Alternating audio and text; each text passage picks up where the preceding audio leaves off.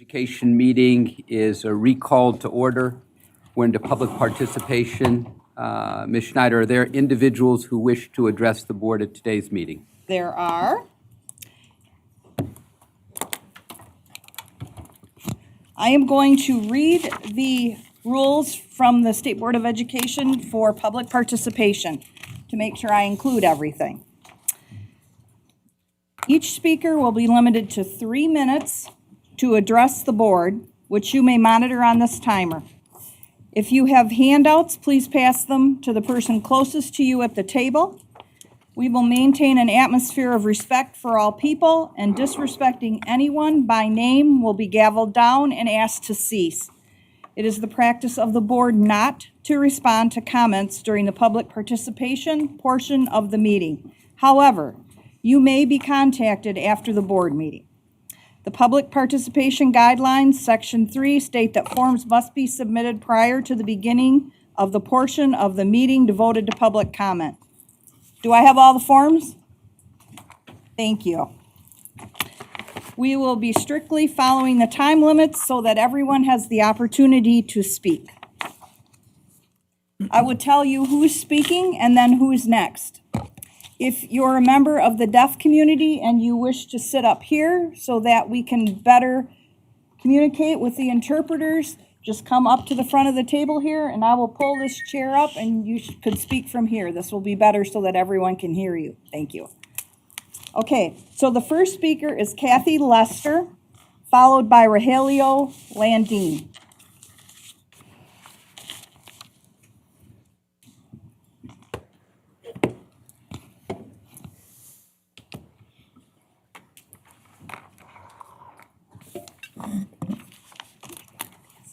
I am. Just right here. We're ready when you are. Okay, good afternoon. I'm Kathy Lester, and I am a library media specialist from East Middle School and Plymouth Canton Schools. I'm also a current board member of the National Association, the American Association of School Librarians, and my colleague Lisa Brakel. She's the district librarian in airport schools, and she has just completed her 2-year commitment to the AASL National Board. We're here today representing the Michigan Association for Media and Education, MAME, which is the professional organization for school library media specialists or school librarians in our state.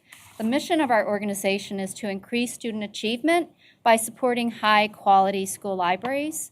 Our association is affiliated with both the American Association of School Librarians, AASL, and the International Society of Technical Educators, ISTE.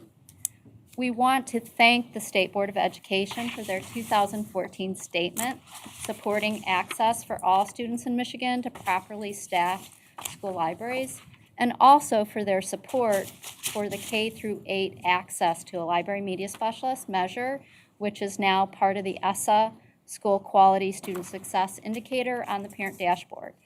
We would like to welcome Dr. Michael Rice as our new state superintendent, and we look forward to working with you in the future. School library media specialists are an important part of providing a well-rounded education to all of Michigan's students, as well as supporting the whole child. Library media specialists, as on the bookmark, improve student achievement, especially reading achievement, improve college and career readiness by teaching research and digital citizenship skills, and we also lead and support technology integration. We wanted to come today and highlight some of our recent work with the Michigan Department of Education. On the first handout that you have, full handout, it has 3 efforts that we currently have been working on. Our association has worked with the Michigan Department of Education to create an effective school library toolkit for administrators. This toolkit provides school district administrators and MDE field services personnel with information about the components of an effective school library program in order to expand Michigan students' access to such programs. Our association is also currently working with the MDE to update the Michigan Department of Education's Action Plan for Literacy Excellence. We've provided specific information about how the work of the library media specialists aligns with the literacy essentials and positively impacts literacy achievement. Members from our organization have been part of the work to align Michigan school libraries for the 21st century measurement best benchmarks, also known as SL21, to the American Association for School Library Standards, which were introduced in November of 2017. Next week, we will begin work with the Office of Educator Excellence to update and align. Keep going, there's two Okay. of you. All right, and align teacher preparation standards with these. And in the future, we will hopefully bring the learner standards forward for your consideration. So we're also here today to make you aware of the Model 21st Century School Library Program. That's the second full handout. The Model SL21 program provides every year examples and mentors for K through 12 school libraries throughout our state. Each year, a school library program is selected and highlighted as the Model SL21 Library Program of the Year by the Library of Michigan. The Model SL21 School Library must have exemplary status on the SL21 measures and agree to help promote and encourage quality K-12 school library programs across the state. The Model School Library is prepared to host visits from administrators, teachers, librarians, government officials, and state school board members. So please feel free to schedule a visit. A visit to this year's Model School Library has been scheduled for Dr. Rice, along with State Librarian Randy Riley, for September 20th this year. And this year's Model 21st Century School Library is Owen Intermediate School in the Van Buren School District in Belleville.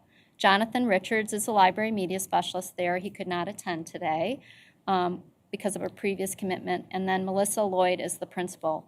Jonathan and his library program were selected because of his outstanding work collaborating with teaching colleagues in language arts and social studies, as well as his use of primary source materials with students. This is the fourth year for the Library of Michigan to sponsor this statewide program. Previous Model SL21 school libraries include, last year's was Lakeview High School in the Lakeview School District in Battle Creek. The library media specialist is Dr. Margaret Lincoln. The year before that, in 17-18, was East Middle School and the Plymouth Canton Community Schools. The library media specialist was our own Kathy Lester. 2016 and 2017, the first year was Carpenter Elementary and Lake Orion Schools. Library media specialist there is Janine Chrisman. And all of these schools still welcome visitors because they're at different levels, middle school and high school and elementary school. So we really want to thank you for the time today and for your continued support for equitable access to effective school library programs in Michigan. Please let us know. Our contact information is in the handouts if you have any questions, and we look forward to working with the board in the future. Thank you. Our next speaker is Rogelio Landine, followed by Jennifer Beragon.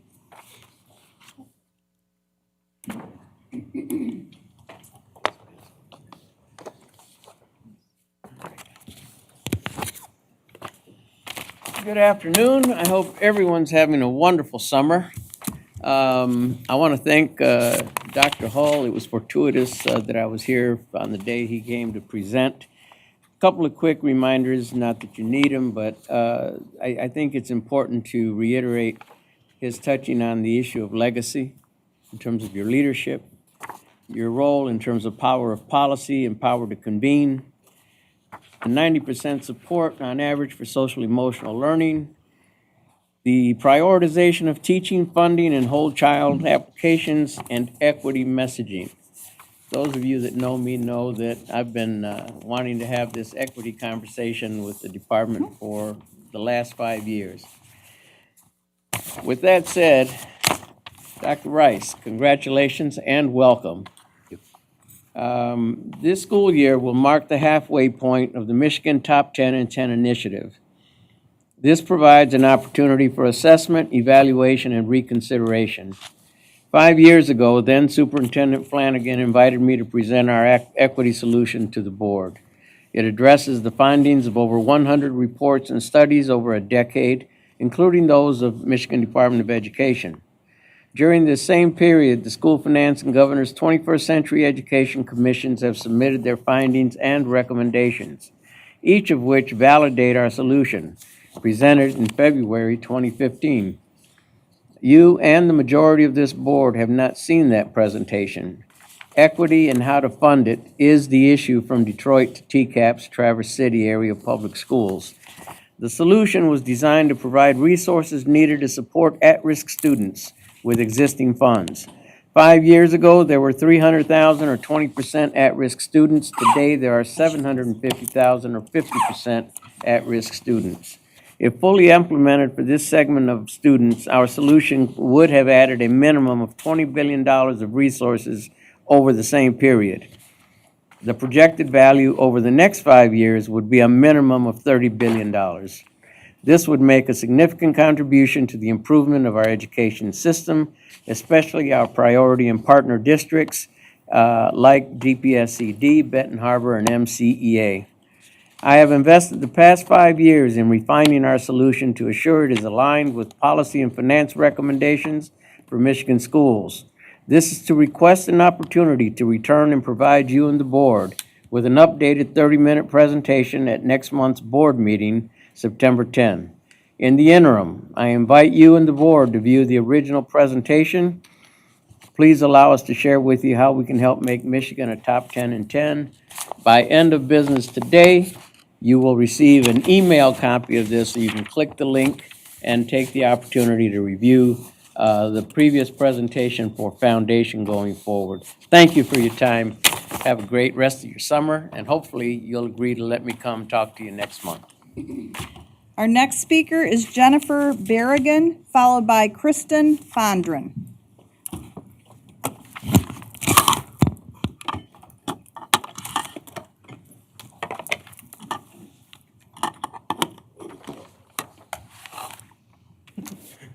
Can everyone see? All right, perfect. Hello, my name is Jennifer Beragon.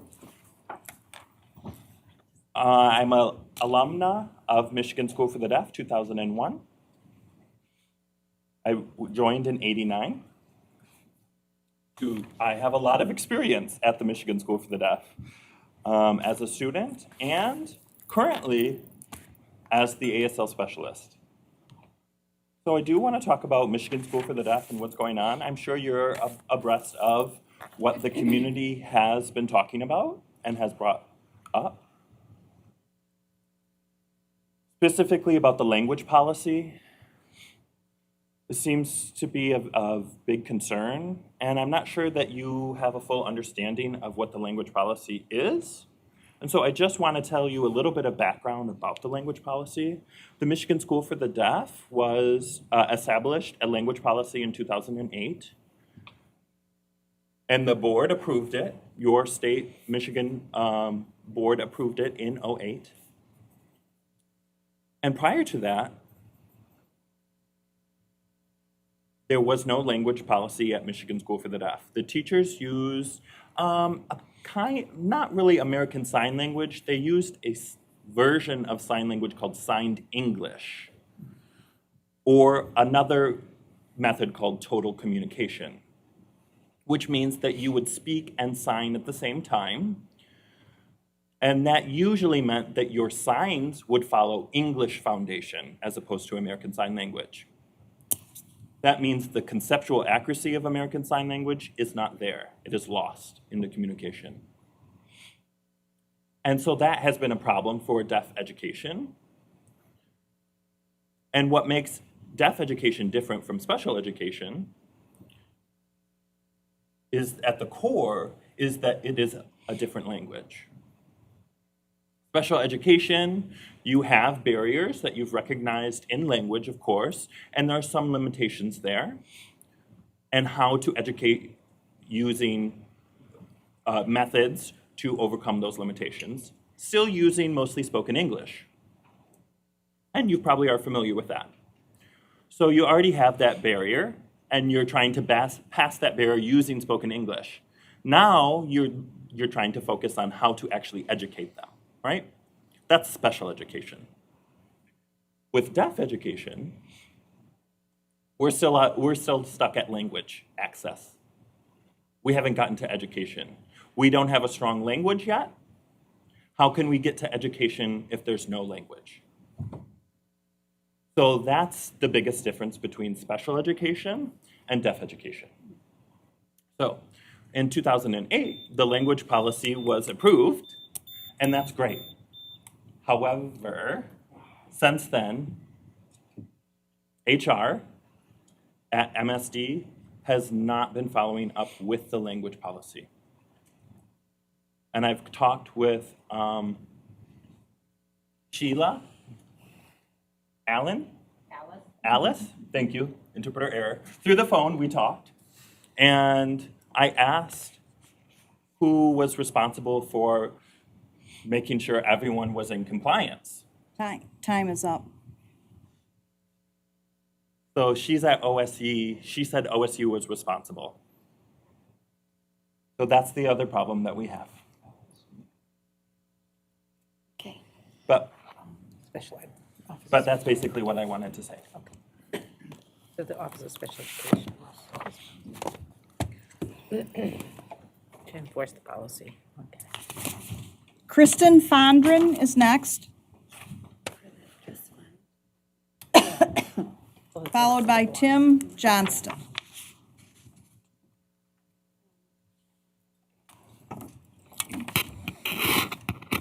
I would like to thank the board for this opportunity to hear public comment and congratulate Superintendent Rice, and I look forward to working with you and advocating for the students of Michigan. I'm here today on behalf of a group of parents whose students attend Michigan School for the Deaf. As you are aware with what Jennifer just said, there's grave concern among not only parents, but staff members, community members, and students. I'm going to ask the board to indulge me just for a few minutes. I would like each of you to imagine being in a school of medicine. You arrive for class and you sit among your peers. The professor arrives and is teaching the class in a different language. Next to the professor is an interpreter who you later find out does not understand medical terminology. Yet your education is deemed equitable to the other students in class. You have access to the language being used, but an interpreter who has been provided is missing major concepts and distorting some of those concepts. You make an appointment to discuss the situation with the dean of the school. You arrive, and there is no interpreter available to translate. You make another appointment, and the dean doesn't even show up. You are asked to reschedule. You want to appeal to the administrative staff at the school, but frustratingly, they all speak the same language as the professor and feel that you are receiving the same education as your peers. Now I'd like you to imagine that that is your current personal primary care physician. Would you want your personal primary care physician graduating from a medical school that is run that way? I wonder if the board is aware of the crisis that is happening at Michigan School for the Deaf. That 5 current administrators, none are fluent in ASL or knowledgeable about deaf culture. Are you aware that 7 teachers have left, including 2 administrators, and found employment at other schools?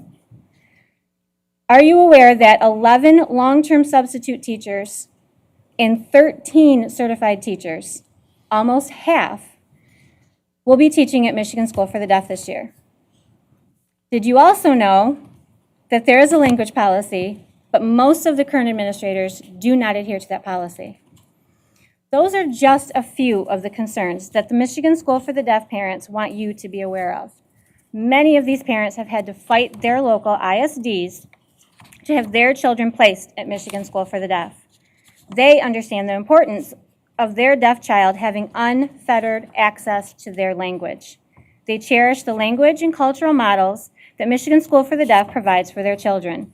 They advocate for their children to receive the free, appropriate public education that is individualized to their children and meets their unique needs, an education that is equitable to that of their hearing peers and to which they are entitled.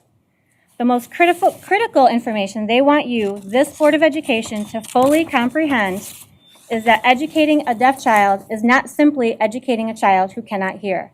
There must be immediate and dramatic shift in the way the Department of Education views the education of Michigan's deaf children. Thank you for your time. Tim Johnston is next, followed by Jim Perry.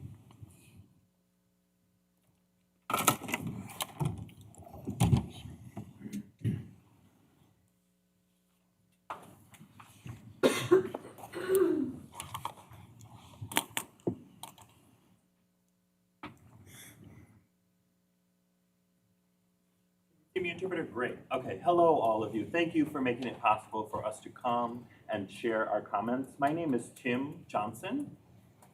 My father and my uncle are both deaf and graduated from the Michigan School for the Deaf. My wife and I adopted a daughter who is deaf, and she's 12 years old and will be in the 6th grade at Michigan School for the Deaf.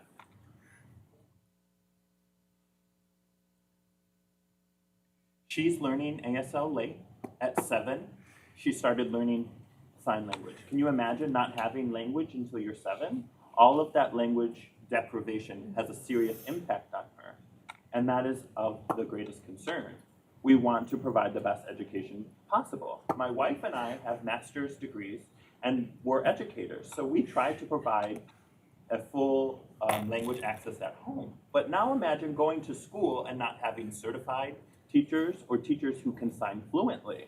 We want to make sure that teachers are qualified and can sign fluently so that she can have the best qualified education and have it in direct communication rather through a tertiary or an interpreter. So we want to make sure that there's direct educational access. We would like to have a social worker at MSD. There's no counselor currently or a social worker. We want someone who knows deaf culture and has a deaf perspective of the world and who is knowledgeable and who can give input from a deaf worldview, because we believe this is what's best for deaf children. The principal, the current principal, the interim principal, we have several concerns about what the curriculum will be, and I asked about them and they said that the curriculum would be books and materials. And I said, what kind of message is that? It didn't show me a lot of knowledge, of her knowledge of curriculum. It's much more than books and materials. And you want Michigan to be top 10 in 10 years, have the best education in the nation, right? That's your goal. I want Michigan School for the Deaf to be one of the top 10 schools for the deaf in the United States as well.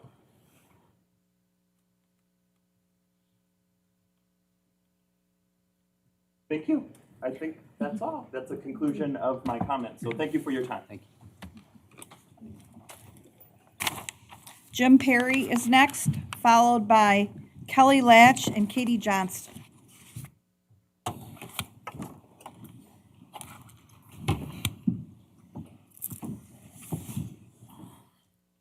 Hey, hello, everybody. My name is Jim Perry. I'm from Ann Arbor. Made the short drive up here today. I really appreciate being able to be here and have a little bit of time with you. Congratulations, Dr. Rice. I'm really excited to have you as superintendent, or kind of followed your career a little bit. I have a couple of very good friends in Kalamazoo and hear about all the great things. We're always competing. Who's got better schools, Ann Arbor, Kalamazoo? We guess we know who. Anyway, I have been in the charter school world since 1996. Like a lot of educators, I started off as a classroom teacher. I taught social studies and always had, interest in doing things a little bit differently. And I always kind of gravitated to at-risk kids. And so I've worked with kids kind of, at risk of dropping out of high school my whole career, and was fortunate enough to be in a position where I was able to design a new high school and open that high school. And so I was the founder of Flex Tech High School in Livingston County, and we also have one in Oakland County. So we have 2 Flex Tech schools, and I just wanted to come today and talk just for a couple of minutes about how important the startup grants were for those 2 schools. They wouldn't exist without the startup grants, and I know there's been some conversation at the state level about schools that have used these startup grants, some successful, some not so successful. So I thought I would just come and say, briefly, both of these schools serve about 250 kids. About 50% of those kids are self-reported dropouts. So these are kids that really need these small personal high schools. We are about at capacity. We have a wait list at the Oakland County School. One school started in 2011, the other in 2015. They both have been reauthorized by Central Michigan University, which is a lengthy 2-year process where they look at, achievement data, graduation rate, obviously the finances of the school to make sure that those are strong and that the money's being taken care of. Retention rate is another thing that's important for us, that our families are coming back over and over. So when you look at all those things are going great at the school. But the bottom line is we're meeting the needs of kids whose needs were not getting met elsewhere, and it would not have been possible without those startup grants. So I'm just here to represent a couple of success stories and hope that you all would consider those success stories when you think about whether these grants should continue or not. Thank you. Appreciate it. Our next speakers I think are coming to the table together, Kelly Latch and Katie Johnston, and they'll be followed by Millie Hirsch.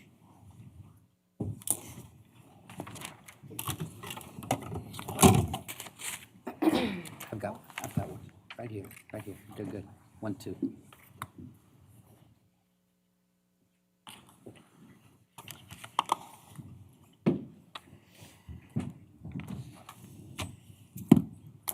Okay, thank you.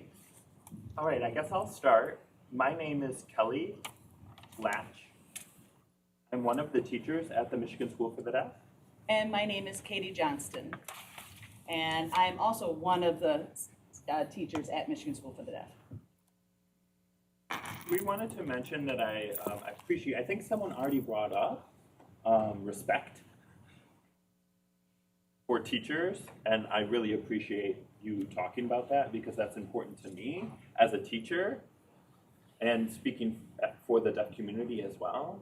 One of the biggest things that impacted me this past school year was the school improvement plan. There was a committee developing a curriculum, and I was part of that curriculum development committee, and we worked tirelessly on that. The leader of that team has a master's in curriculum development, but we felt like there was no support from the administration. There was months and months of work put into that committee work, and it was basically just disposed of by the administration, who does not have expertise in curriculum. And I'm terrified to have a curriculum selected by that person because they don't have the educational background for education of deaf children. And many of my coworkers are leaving because they feel like they're not valued. And I'm terrified for my job. I'm terrified for the children, the deaf students in Michigan. It should not be happening. And we need your help, please, to support us. And as you mentioned about job fairs and retention rates, and as I look through your handouts, for the deaf community, it's different. It's, you can go to either Boston University or you can go to Gallaudet University in Washington, D.C., where they have experts in the field of education and of deaf education. And I notice there's one person of color here, or 2 people of color here at the table. It would be nice if we added maybe a deaf person or a deaf perspective, because we need a deaf perspective on the board so then we can have that support. I want to say thank you for your time. I really appreciate it, and I appreciate you hearing us out. We really need your help and your support. I could add, please reach out to us.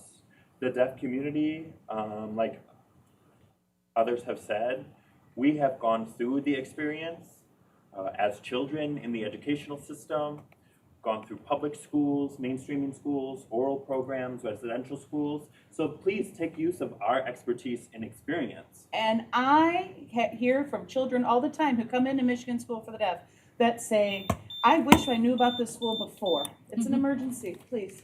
All right, thank you. Thank you. Our next speaker is Millie, I believe it's Hirsch. Oh, for sure. Person, sorry. And she'll be followed by Guillermo Lopez. No, I'm going to speak in here. Oh, you're going to speak, okay. First of all, thank you, and welcome, Dr. Rice. I'm a retired school administrator, has worked in the state 30 years as a teacher and administrator, and I wish I was in the working districts when you were here. I'm sure that you will bring great things to the state, and I'm sure the Michigan School for the Deaf will be in great hands, knowing that you are, we know that good leadership starts from the top down, and I believe that now we will be in good hands knowing that you're at the top. So, welcome. When I was an administrator, I'm here to bring facts. And as an administrator, we were always told, if you have a deaf child in your district, we know that parents were supposed to be allowed to have options, but we were told in our district, in all the districts down where I worked, which was a large district, Wayne County, do not offer the Michigan School for Deaf as an option. You can offer the total communication program, you can offer the oral program, you can offer your in-district program, but do not offer the Michigan School for the Deaf. That holds true today. I am now acting as, now that I'm retired, I now work as an advocate for deaf parents. I today go to districts still throughout the state of Michigan, and I hear it over and over and over again. Parents are not given a choice. We think, well, of course they are. No, they are not. Parents are fighting today because they want their child to go to the Michigan School for the Deaf. Some districts are holding their students back 3, 4, 5 years because they say, oh, well, we're providing you the services. We have services here. You don't want to go to the Michigan School for the Deaf. They don't have the services that we have here. We have all these other services. Students are being held back 3, 4, 5 years, and by the time they get to go to the Michigan School for the Deaf, they are so language deprived, and then the Michigan School for the Deaf has to then try to bring these students up to par. And then when they're giving the assessments at Michigan School for the Deaf, the state look at them and say, well, Michigan, look at your test scores. Those kids, they're not achieving at grade level. What's wrong with the Michigan School for the Deaf? Oh, well, it must be because these kids are deaf. That's why they're only reading at the 3rd or 4th grade level. It's not because the kids are deaf. It's because they're language deprived. Where did that language deprivation start? It started at the local district because the local district did not have either the proper services. They deprived the kids of the language that they needed to have. They wanted to teach them with interpreters, okay? The bottom line is that the districts are not offering the parents the options that they should have. The Michigan School for the Deaf is not being offered as an option to these parents, and it should be. We need to see what's going on with all these districts. My words aren't coming out like they should be because I'm so upset, okay? We need to know that the districts are not giving these parents their options, and they should be.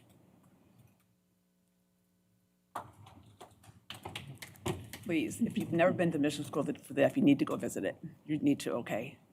Please.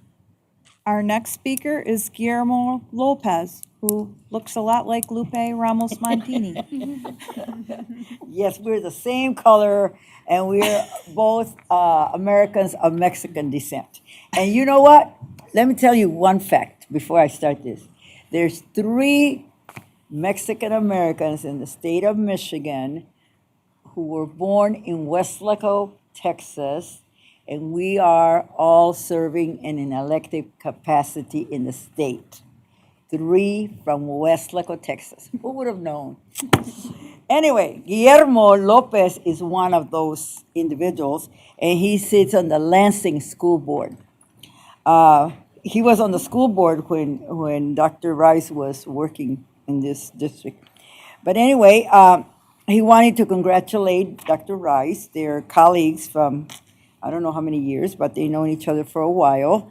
And he also wanted to emphasize that from Sunday, September the 15th to Tuesday, October the 15th, is National Hispanic Heritage Month. And he wanted you to recall in your history that in 1968, a Democrat, President Lyndon Johnson from the big state of Texas, signed the bill to celebrate National Hispanic Heritage Month. And then a Republican took over in 1988, Ronald Reagan. So I love when there's bipartisan issues that we can work together.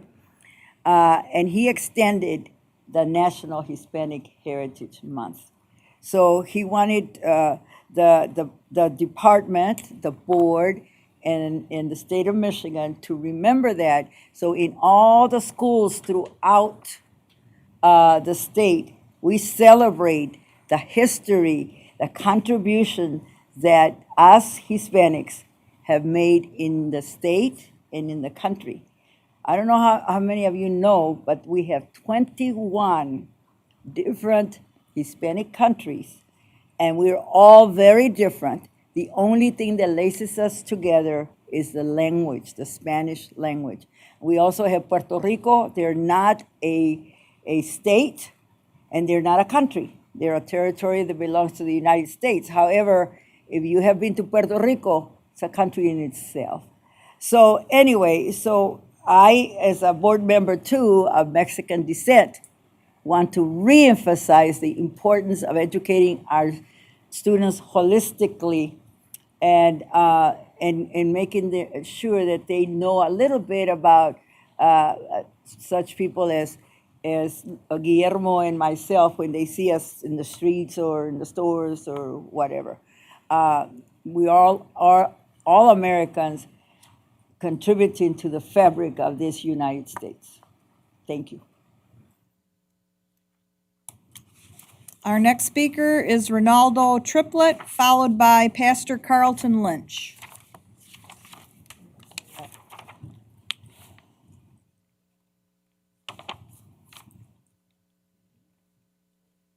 Yep. I don't see them here yet. They said they were parking, though.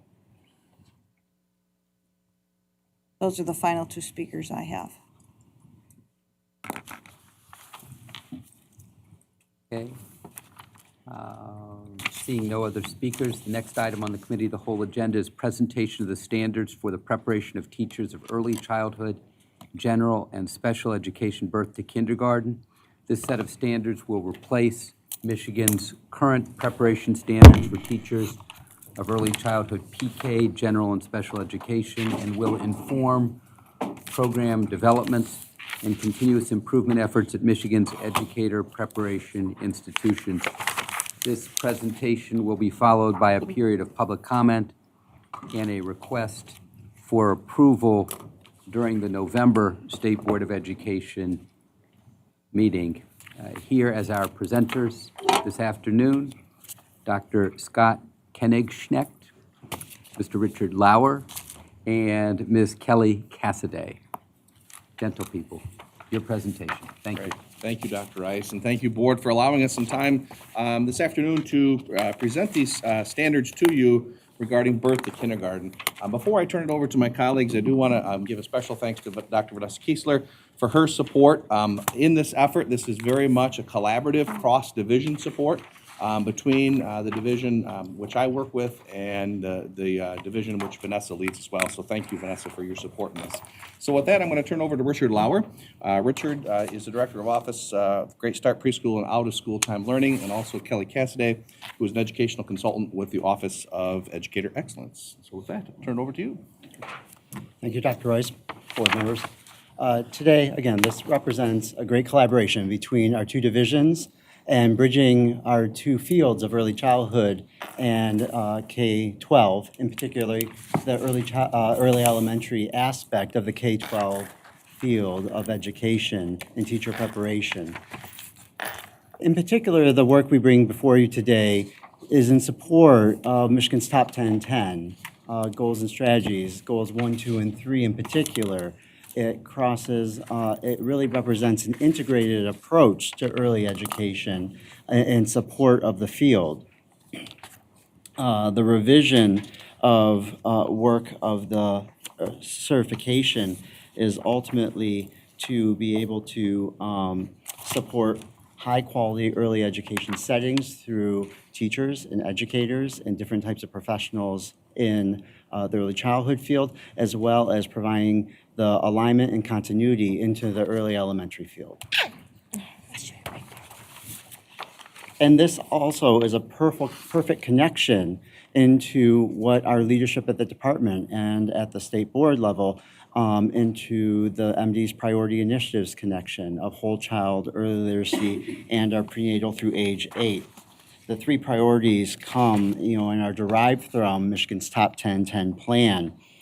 One of the main outcomes, designated outcomes of having the 3 priorities is to not only increase cross-agency work and to produce a highly functional department and be able to have productive partnerships and policies and alignment across the department in order to make the field a highly productive and aligned and coherent field, but ultimately to produce a truly functioning P20 system of education for Michigan to put us in the top 10 and 10 for states for education.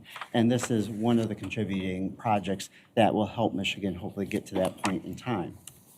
For the past several years, we've been convening Michigan stakeholders to help address the system, to really think about how can we put students first in our certification system. And so they have selected to do that by making sure that our effective educators can use differentiated supports that meet the needs of the whole child, which means that we need to have an update to these preparation standards.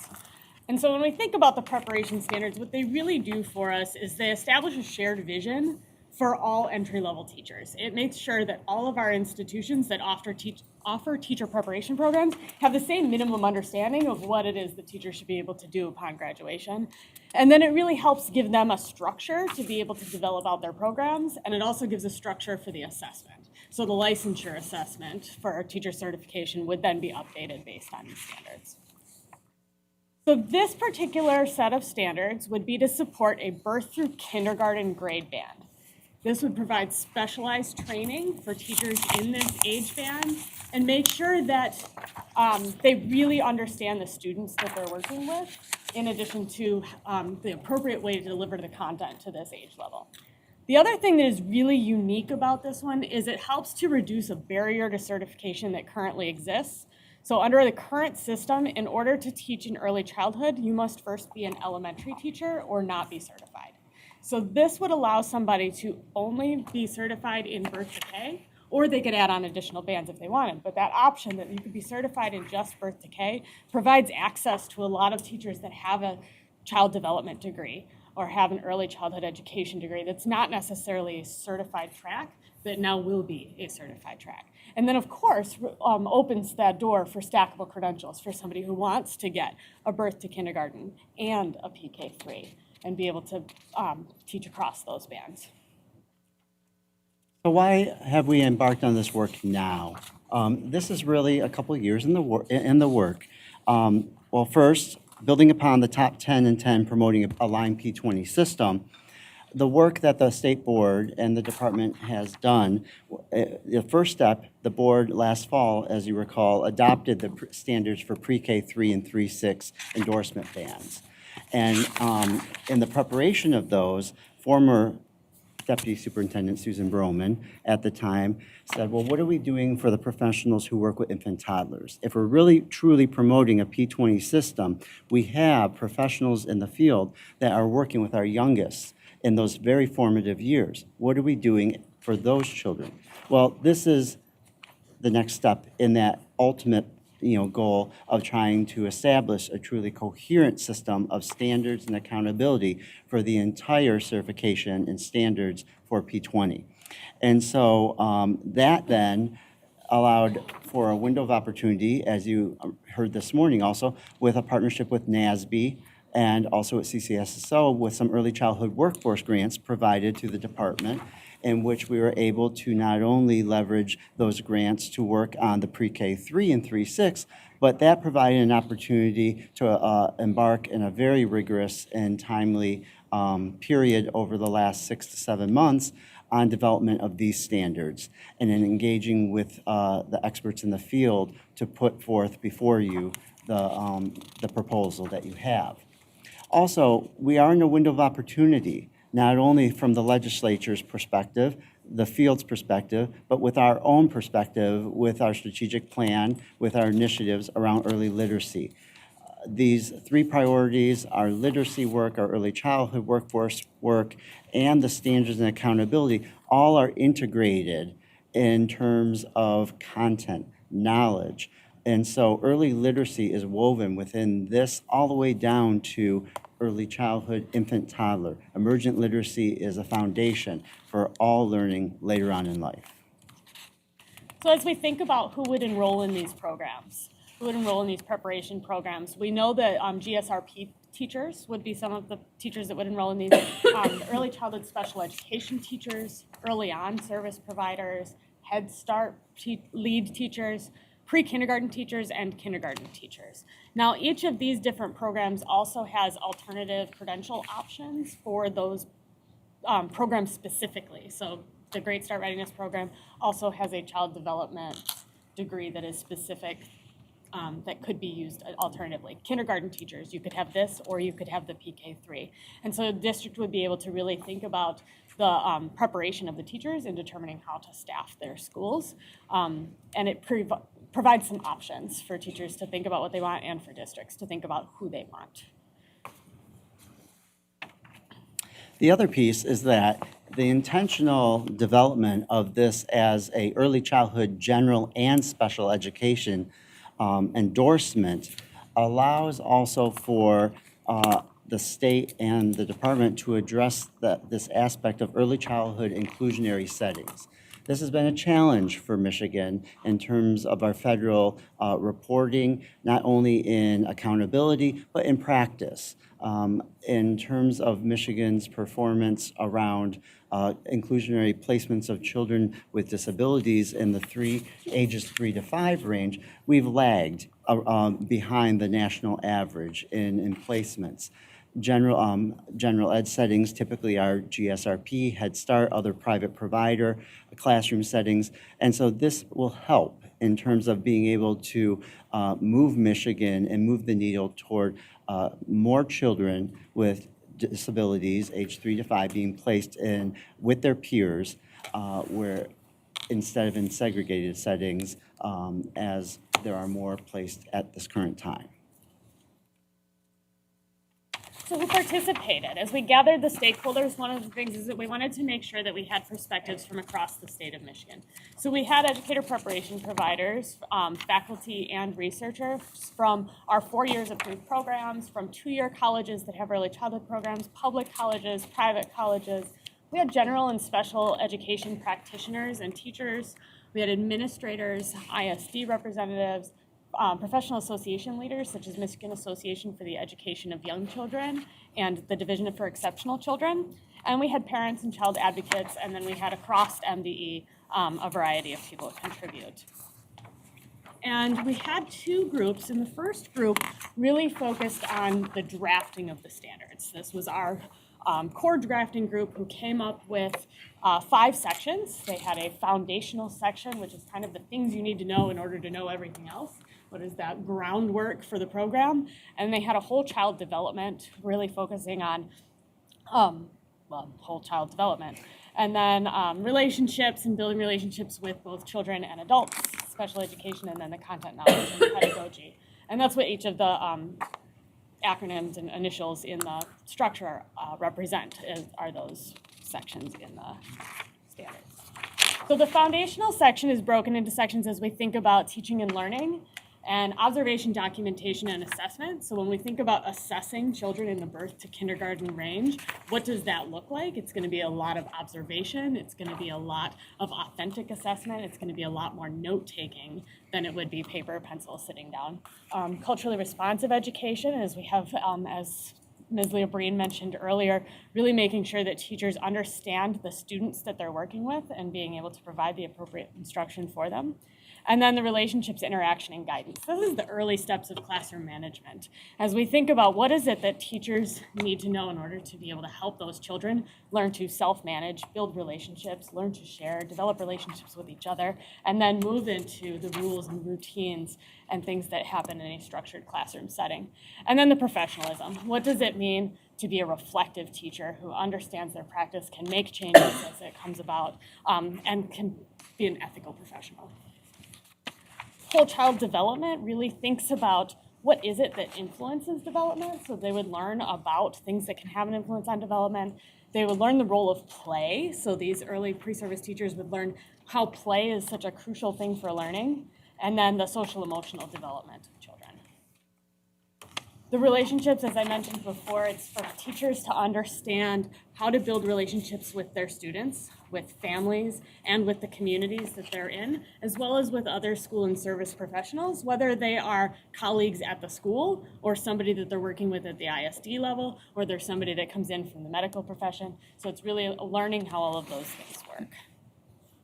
And then special education was broken into two sections. And the first one, as Richard had mentioned, was really thinking about the inclusive setting. What is it that makes a setting best for all children to learn? And then the second section is really thinking about the individualized family service program and the individualized education program. And what is it that this beginning teacher needs to know about the IEP process and about the IFSP process and how to bring people together and how to enact these programs and how to make sure that the children are getting what they need and monitor it and all of those things. And then the content, knowledge, and pedagogy. This one was really difficult for our group because they really struggled with putting a division within the birth to kindergarten grade span. And by separating out the infant toddler in the preschool kindergarten, they felt like they were putting in an arbitrary division that is not actually there.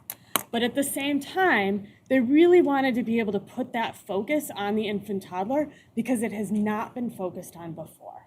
So when we think about this being a new credential and we think about it expanding on the previous one, they really wanted to be able to put focus on what happens to children in their first 3 years of life that is going to shape everything afterwards and make sure that the teachers really understand those things.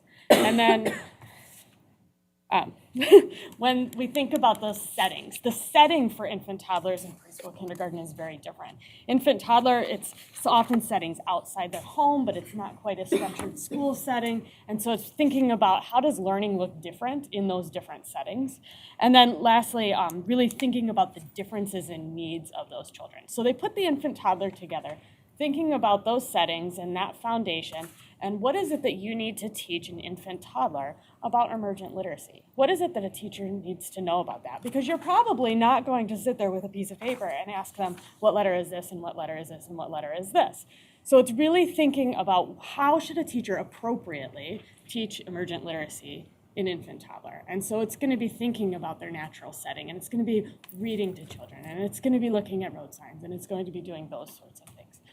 So then the PKK is also integrated, but since it is a more structured setting, we separated it out to make sure that it was easily consumable for the institution.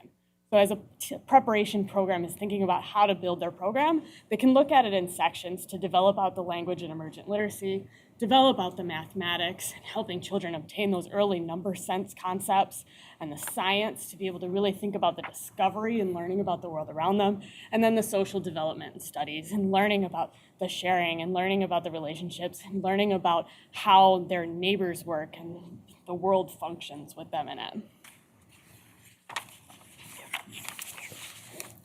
And then I said that that was really developed by a core drafting team. And they had identified some expert colleagues, and we had identified as part of our general recruitment work for this team, a focused expert review team.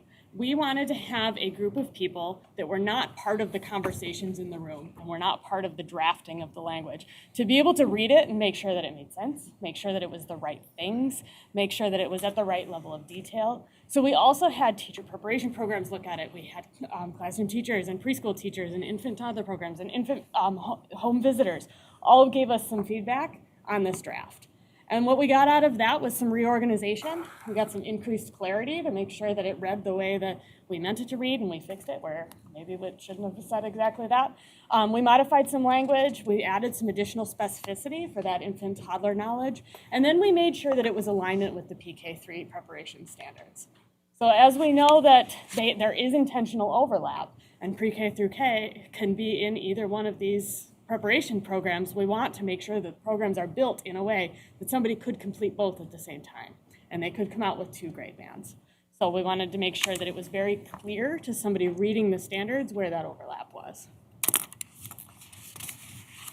So next steps after today's presentation is that we would like to submit a notice to the public for public comment and hold that open through the end of September, in which then the department cross-office staff would then review and incorporate public comment accordingly, and then come back to the state board in November to present a final recommendation with appropriate input and corrections appropriately incorporated.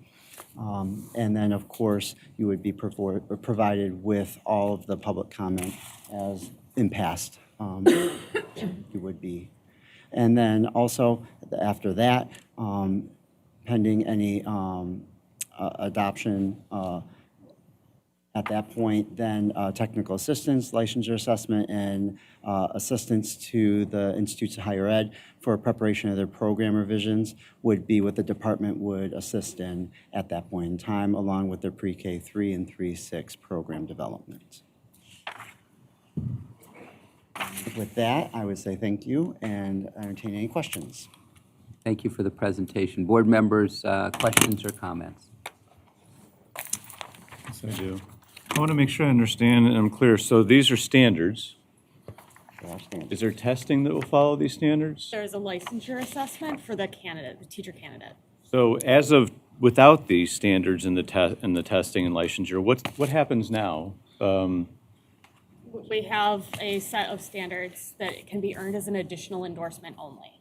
Okay, so if they don't earn it, they can't, I don't know if we're calling them teachers, but teach a 1-month-old? So it depends on the program. A 1-month-old would not have that requirement, and they wouldn't have that requirement under this. So that the program requirements would stay the same. We would think about if you currently need what we call our ZS endorsement, then that would transfer. So a 1-month-old is those types of programs that do not currently require certification will continue to not require certification. Even though there's standards in here for 1-month-olds? Even though there are standards in here for 1-month-old, one is it creates a well-rounded teacher who understands how children develop as a whole, even though they're maybe not directly teaching them. And it also creates just that idea of privilege. So as I think about who do I want to put with the children? What kind of credentials and background do I want them to have? It is an option that is there. It's not necessarily a requirement. Okay, so if it doesn't affect those wanting to be with 1-month-olds, what age would it affect them so that they couldn't get a particular job without this license? So it would start with either this or an alternative credential.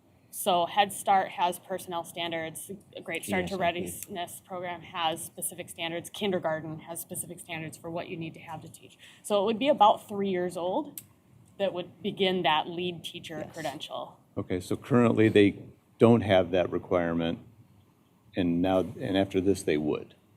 Currently, those programs do, if you go back to, these programs currently, who can use this? Title's not the greatest. These programs currently have a requirement of the early elementary certification plus ZS endorsement currently in some fashion. Okay. Some of these programs also have other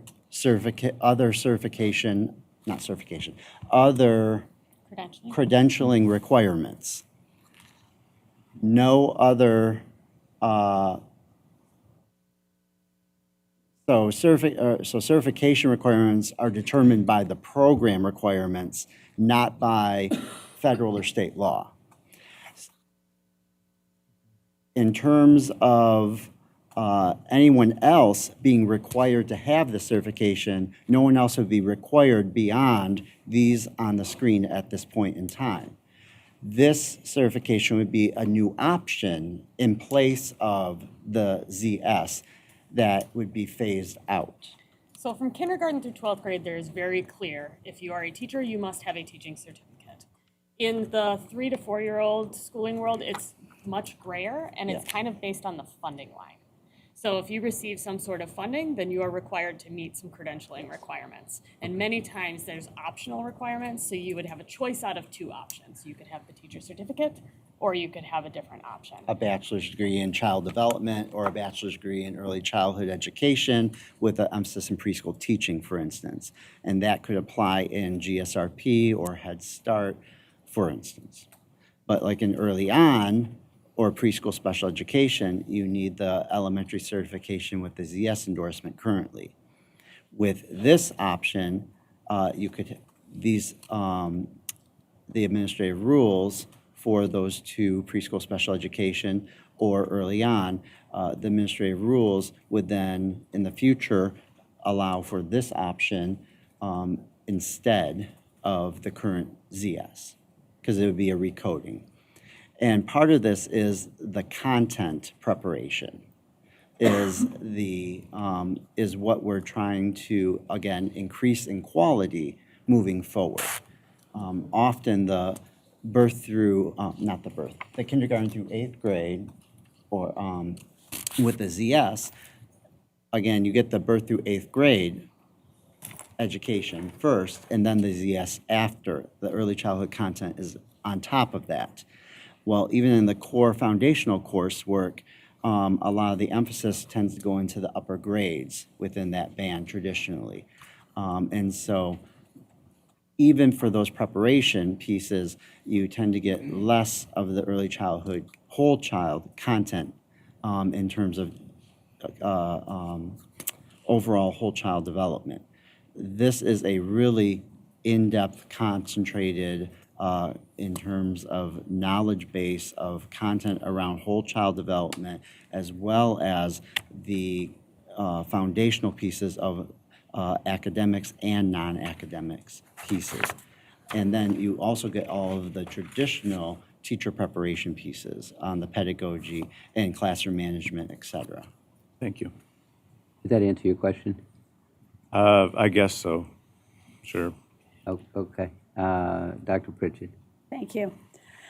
I have to learn by example or something. So if I'm a young person and I believe that I only want to work with or teach children no older than kindergarten, then I could go to whatever university is going to offer this and get this new certification, which would then, now I'm going to go to the second part, would allow me in my kindergarten classroom, if I'm understanding this, that if a student had an IEP, that they could also be part of that classroom. Would that student with the IEP, I'm going to use the example of a speech language issue because that's normally what we see with little ones, would they still have services of a speech pathologist who would either do a pull-out or a push-in or whatever? But I would have had in this certification process possibly some more content knowledge about children with speech issues or whatever other issues might be. And as far as the certification, then I would be all right in having students to a certain amount in the classroom. That's Am I- accurate. have I got that? Yep. Okay. This person would not be prepared with specialized special education preparation. They wouldn't be prepared to be a speech language pathologist. They would not have the same qualifications as somebody who has an autism spectrum disorder endorsement. They would be prepared to work with children that have IEPs in an inclusive setting. They would be an excellent person to have in a kindergarten classroom who would know how to work with all students. They're not the same as a resource room teacher. They're not the same as a teacher that has the specializations, but they would be very well prepared for that setting. Okay, then GSRP. Currently, if a child has been identified early on with some sort of, and they have an IEP, are they prohibited from being in GSRP classrooms at this point? No. No, they are not. But again, what this certification would allow me as the teacher of GSRP students, that extra knowledge of, but again, I'm not going to be providing specialized services to that child, whatever their IEP is calling for. That would still have to, okay. All right, I think I have it. Thank you. I need a couple more questions. Okay, I appreciate the effort to address having more inclusive early on options for parents. So, so what I'm puzzling about is, so I know that the programs that are part of GSRP are woefully underfunded, and so, and they're not able to pay, at least what I've seen, their staff, you know, wages that sometimes, so I'm having, so someone's would go, this is a 4-year degree, a 2-year degree? Like the current program, it's a 4-year degree. By having it be specialized, it will likely take less than the current 5 to 6 years. Okay. And will truly be a 4-year degree. 4-year degree, okay. They're not working, yeah. So when they come out, and so they would have to go to a university and pay the tuition, and then would it, you know, would the GSRP provider, you know, people who in that program be able to hire them, and you know, in order to counterbalance the amount of investment they put into their education, and that's the ongoing conversation around teaching right now is that consideration. One of the things is that this does not expand into new populations. So it's, if you were required to have a 4-year degree before, then this would replace that 4-year degree. So it's not looking at, if you used to need a 2-year degree, now you need this 4-year degree. We're not expanding it in that way. It would be wonderful if someday we can, but we are very aware that the salaries do not support that. and then the early on program, I think I've seen it work really well for some family and friends who've had it, but that was years ago. I'm just wondering, what is the status of that?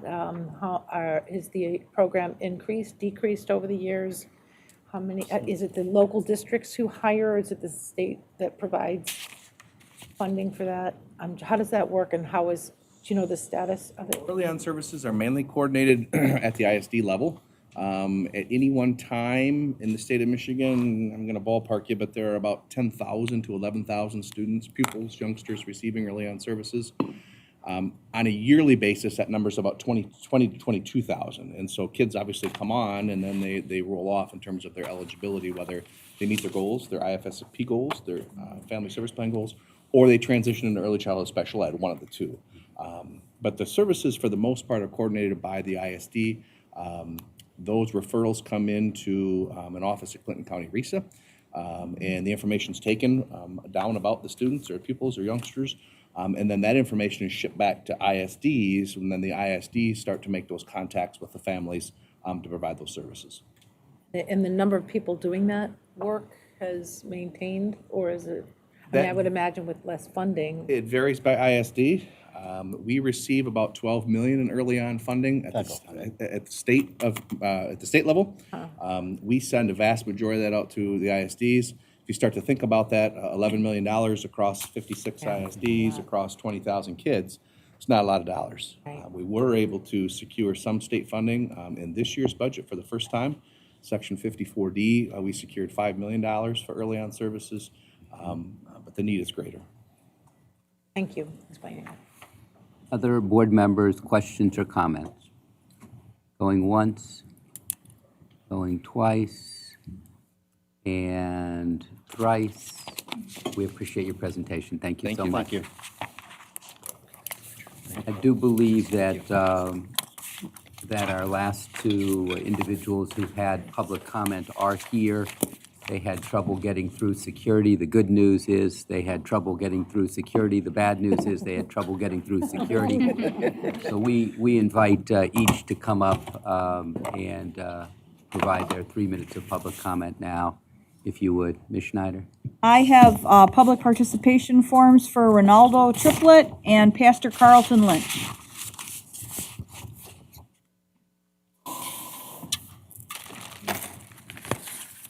How's everybody doing? Thank you for the opportunity to come.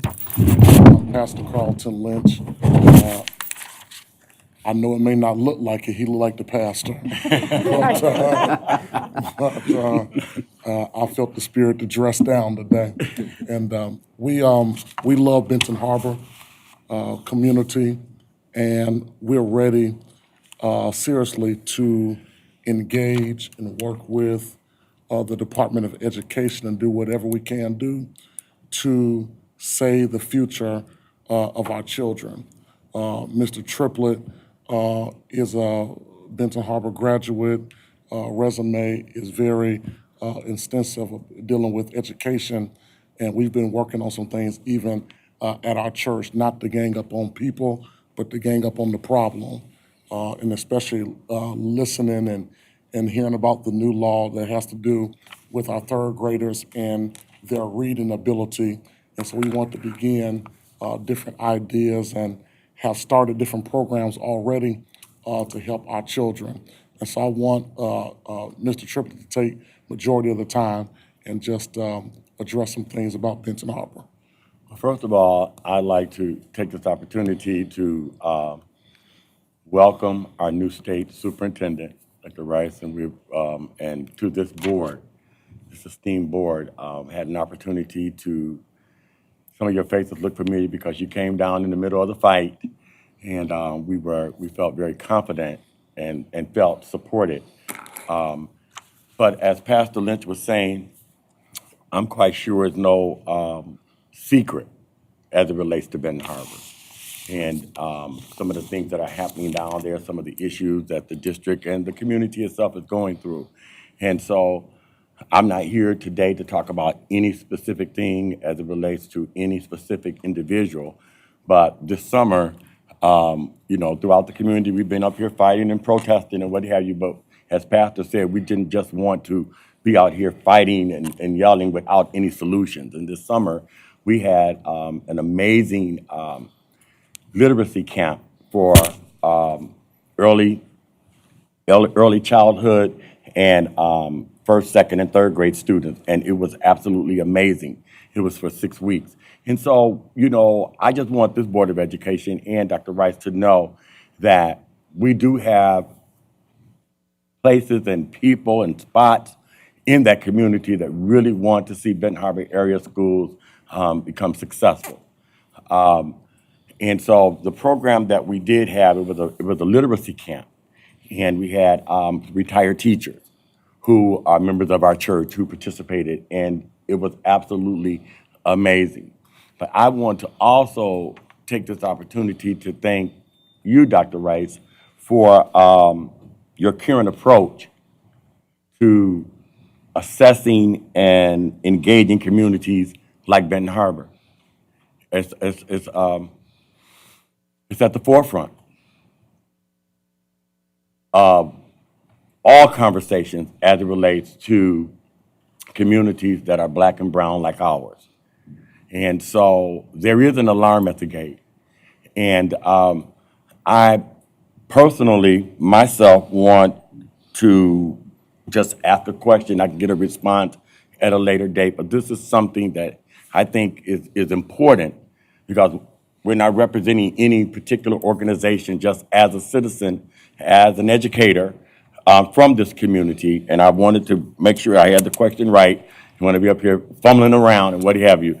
But for citizens and educational professionals, what is your preferred method for the public to share insights, ideas, and concerns about the state of public education in their communities? Because in order for our school district to move forward, those school districts that are successful school districts, their community is engaged on all different levels. And Our community throughout this process has been divided, and it just seems sometimes disjointed. But when push comes to shove, there is nothing like that Tiger spirit. I graduated from Benton Harbor High School in 1978, the 103rd graduating class, of which I was the president, of 419 students with 37 summer schools who successfully got their diplomas. We've just celebrated 42 years, and it is great to be a Benton Harbor Tiger. And I just want this board, and I want Dr. Rice to know that we do appreciate when you came out, it was just comforting. We felt relieved that at least we had somebody at the helm that didn't come into this thing just listening to what everybody was saying about us and really, really said, I'm going to support. And this is what I feel, and especially having a state superintendent who's had an opportunity to feel Southwestern Michigan a little bit, being from Kalamazoo and those Maroon Giants that we had to fight all the time in the state championships. But I do want to say to you that we, Pastor Lynch and our church, as a church administrator, we are looking for initiatives, and we are putting in place some things to support, in particular, this third grade initiative, because we want our students to have all of the support that they can possibly garner. And we want you all to know that there are little spots and places in that community that's working extremely hard, and we want to definitely take the lead in taking this education to the street. So we just thank you all so very much for listening, and I'm just looking forward to working with you all, and I just want to say to you all, tigers are predators. We are never the prey. And whenever you all have the opportunity, mostly, especially our superintendent, and all of you all, you know, whenever your time allows you to come to Benton Harbor, allow us the opportunity to show you our camp that we believed it was just going to be the summer, but with 35 to 40-some kids that's excited about learning how to read.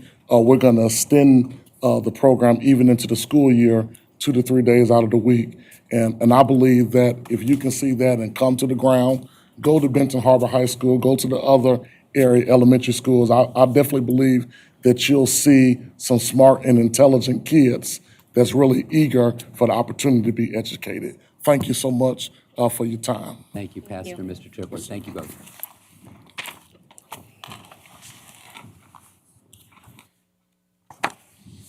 The next item on the committee of the whole agenda is presentation of the standards for the preparation and practice of special education administrators. These standards were written to support the top 10 in 10 years strategic goal 3 to develop, support, and sustain a high-quality, prepared, and collaborative education workforce, the Michigan Department of Education's whole child priority.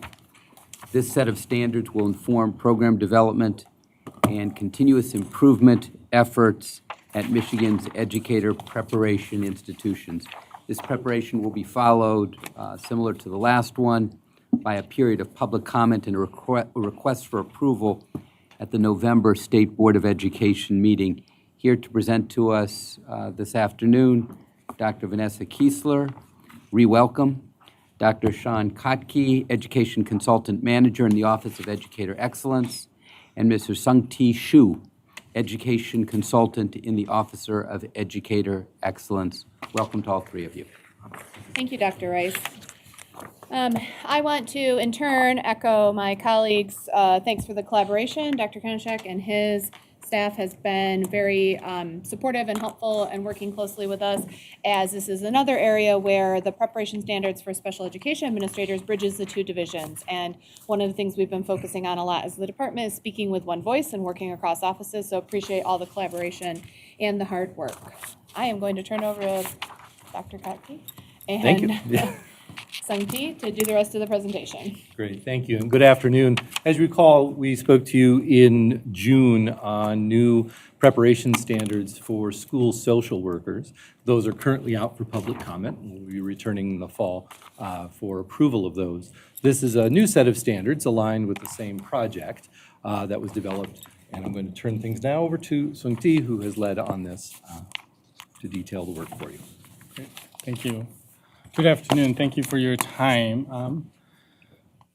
So this set of standards address MD goals 1, 2, and 3 in the top 10 in 10-year strategic plan.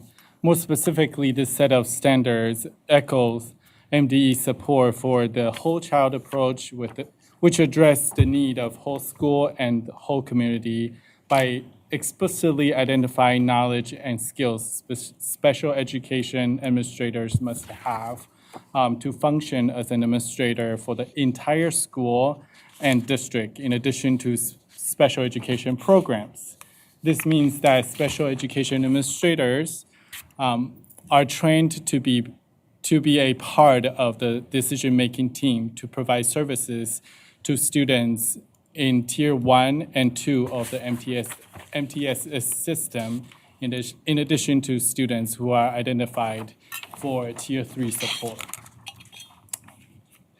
The board has not had the opportunity to set a set of standards for the preparation of special education administrators in the past. Okay, it is in the MARS rules, but not as a set of specific standards with indicators. By having a set of standards, we can ensure the rigor of the preparation programs while continue to provide flexibility for placement. And I'm going to add a clarifying comment right here that I needed when we first started talking about this project or this work. These are standards for the preparation program. So the programs that individuals can go through to be prepared as special education administrators. That is different and separate from the requirements to be a special education administrator or a director. Those are in MARS rules. That's not what we're talking about here. We're talking about standards for the programs, much like what we just talked about in the prior presentation, the standards for the programs. So I always have to keep this straight and always like to call it out when we're doing presentations because it can become a little murky if we're not. There's two different lanes, and especially in this space, MARS rules and potentially changing that is a whole different ballgame than thinking about prep program standards. So we're not talking about MARS rule changes. We are talking about prep program standards. Will you say what MARS is? Yes, it is the Michigan Administrative Rules for Special Education. Yes. Thank you for the clarification.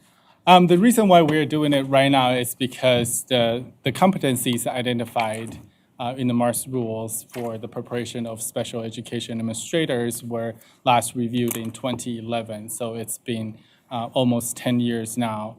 In addition to that, the timeline that this oversight of that set of standards is transitioning to the office, from the Office of Special Education to the Office of Educator Excellence kind of provides this opportunity for us to kind of rethink how we would structure the standards for the preparation of these individuals. And the third is that we also feel the urgency so that we can provide flexibility to the field so that, we can fill the need. And since there is a shortage of oftentimes we talked about that. And then the current competencies are topical. They don't have a knowledge or skill indicator so that we can clearly see that the special education administrators going through the programs can perform and we can identify that they are competent in those skills and knowledge. And then the preparation programs are also telling us that it's becoming increasingly difficult to operate programs separately since they are also limited in resources. And those two set of competencies identified in MARS are very similar, but there are some specifics that are different. But because they're similar enough, yet at the same time different, the institutions need to create two sets of programs. They're going through two sets of different process and procedures in order to operate those, and they're feeling the pressure of needing to kind of condense that. And in addition to those reasons listed on the PowerPoint, I also wanted to add to one is that current directors and special education directors and supervisors of special education are unable to assume the rules. The directors are unable to assume the roles of supervisor because they are two different sets of programs with two sets of systems. And we often hear people say, well, I was a director, why can I do something at the district level? Why can I do something at the school level as a supervisor? And then because the way the competency is structured, we also hear from those who unfortunately left the state and go to the other state to work as a special administrators. They're telling us that they're unable to get the reciprocity going because some of the way we structure the administrator competencies. And also, it's also a very opportune time because the state is now requiring special educators who are administering instructional programs to need to have a general administrator certification. And so by incorporating into the training, we can also eliminate that need. I'm showing you this slide just so that you know the only difference between the director and supervisor is that ISDs are required to employ at least one director in the full-time capacity, and everything is the same in terms of the special administrator requirements. And here is some numbers. When we talked about credentials, we mean temporary, continuing, temporary, and full approval. And the employers, meaning schools, districts, and ISDs. So you can see the numbers across the last 5 years are pretty steady. The number of credentials issued, the number of individuals who are employed, and the number of employees. So the number of schools, districts, and ISDs that are employing special education administrators are pretty steady. Hey, we convened a stakeholder group back in August of 2018, and including external and internal stakeholders, such as administrators, practitioners, representatives from preparation programs and other professional organizations, as well as our colleagues in the Office of Special Education who provided input and let us use their expertise to help us develop this set of standards. Some of the key recommendations from this set of this stakeholder groups is that they would like to have combined program with district and supervisor no longer separate. They want one program. They want one set of preparation standards for this group of people and one credential. And so we met virtually every other week beginning August of 2018 to March of this year. And we had 2 in-person meetings. And the set of standards in front of you is the work as a result. So there are 48 elements distributed in 8 standards, and I'll go through that with you. So standard 1 is the evaluation of program and personnel. There are 5 elements. For example, element 4 says develop and implement ongoing evaluation of education personnel. Standard 2 is about curriculum and instruction. And there are 5 elements in that standard. Element 3 says provide ongoing supervision of personnel working with students with disabilities and their families. Standard 3, program services and outcomes. And there are 6 elements. Element 2, for example, says knowledge of programs and strategies that promote positive school engagement for students with disabilities. Standard 4, research and inquiry. There are 4 elements. Element 2 says engage in database decision-making regarding the administration of educational programs and related services that support students with disabilities and their families.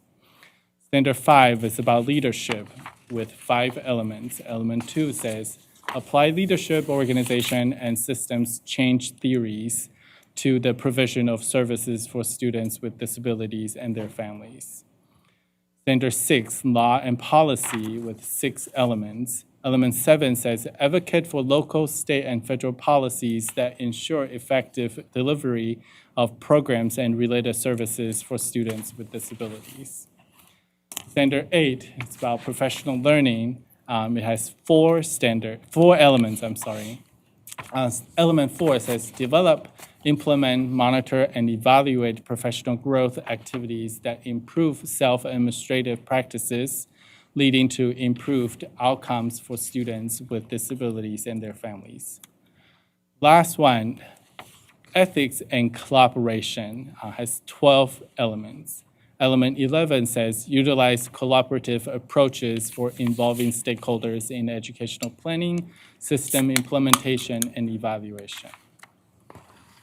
Okay, so today we're here to present this set of standards to you, and we plan after the presentation, we'll open up the public comment period so that the public will have the opportunity to tell us about what they think about this set of standards.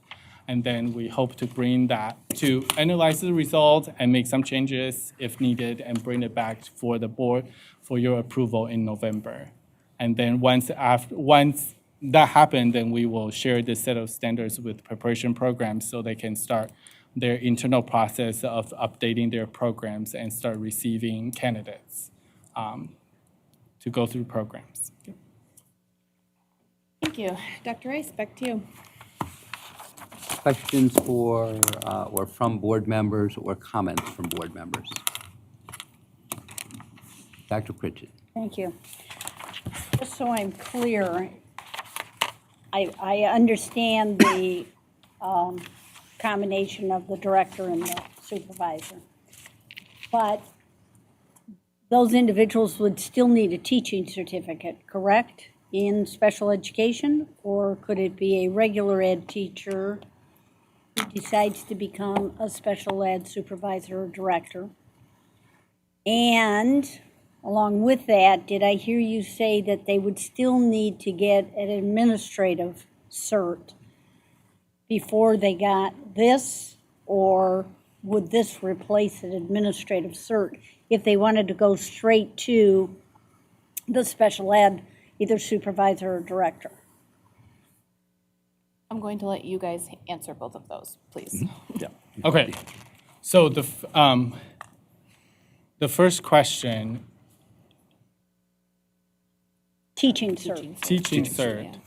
Right now, the MARS rules, the requirements for a special education administrator approval, director or supervisor require them to have to be licensed in at least one fully approval. I mean, the language says full approval in at least one of areas of special education. Okay.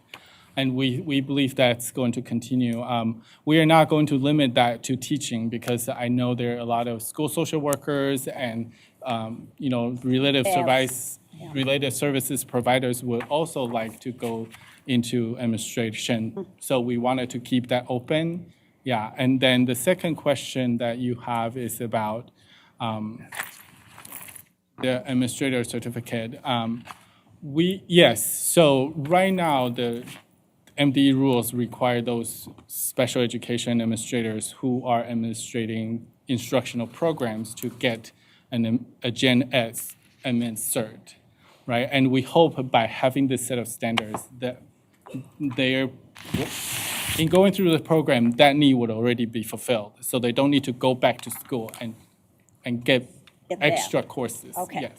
All right. Thank you. Good questions, Dr. Pritchett. Other questions or comments from board members? From our Michigan Teacher of the Year. I think she asked the questions that I was wondering, Okay. so. All right, fair enough. I have one. And on page 3, it says, the director and the supervisor, okay, shall employ. To me, that means it will employ. It has to. Right. But then you say may employ, so that means if they want to. 0.5. So I think that I will take a crack at this one, and the team can kick me under the table if I'm getting it wrong. The ISD shall have at least one full FTE employed as a director. And then a school or a district may employ a director, and they also may employ a supervisor. So the part of MARS that is strict is every ISD has to have at least one person in it who is called a director of special education. But there is this ability to hire either additional directors at the school or district level, and then at the ISD school or district to have a supervisor. MARS makes distinction. Yeah, Dr. Konishek, if you'd like to. It does. Actually, between Mars and the school code, ISDs really only have to have 2 employees. There are only 2 shalls. That's one is superintendent and the second is the director of special education.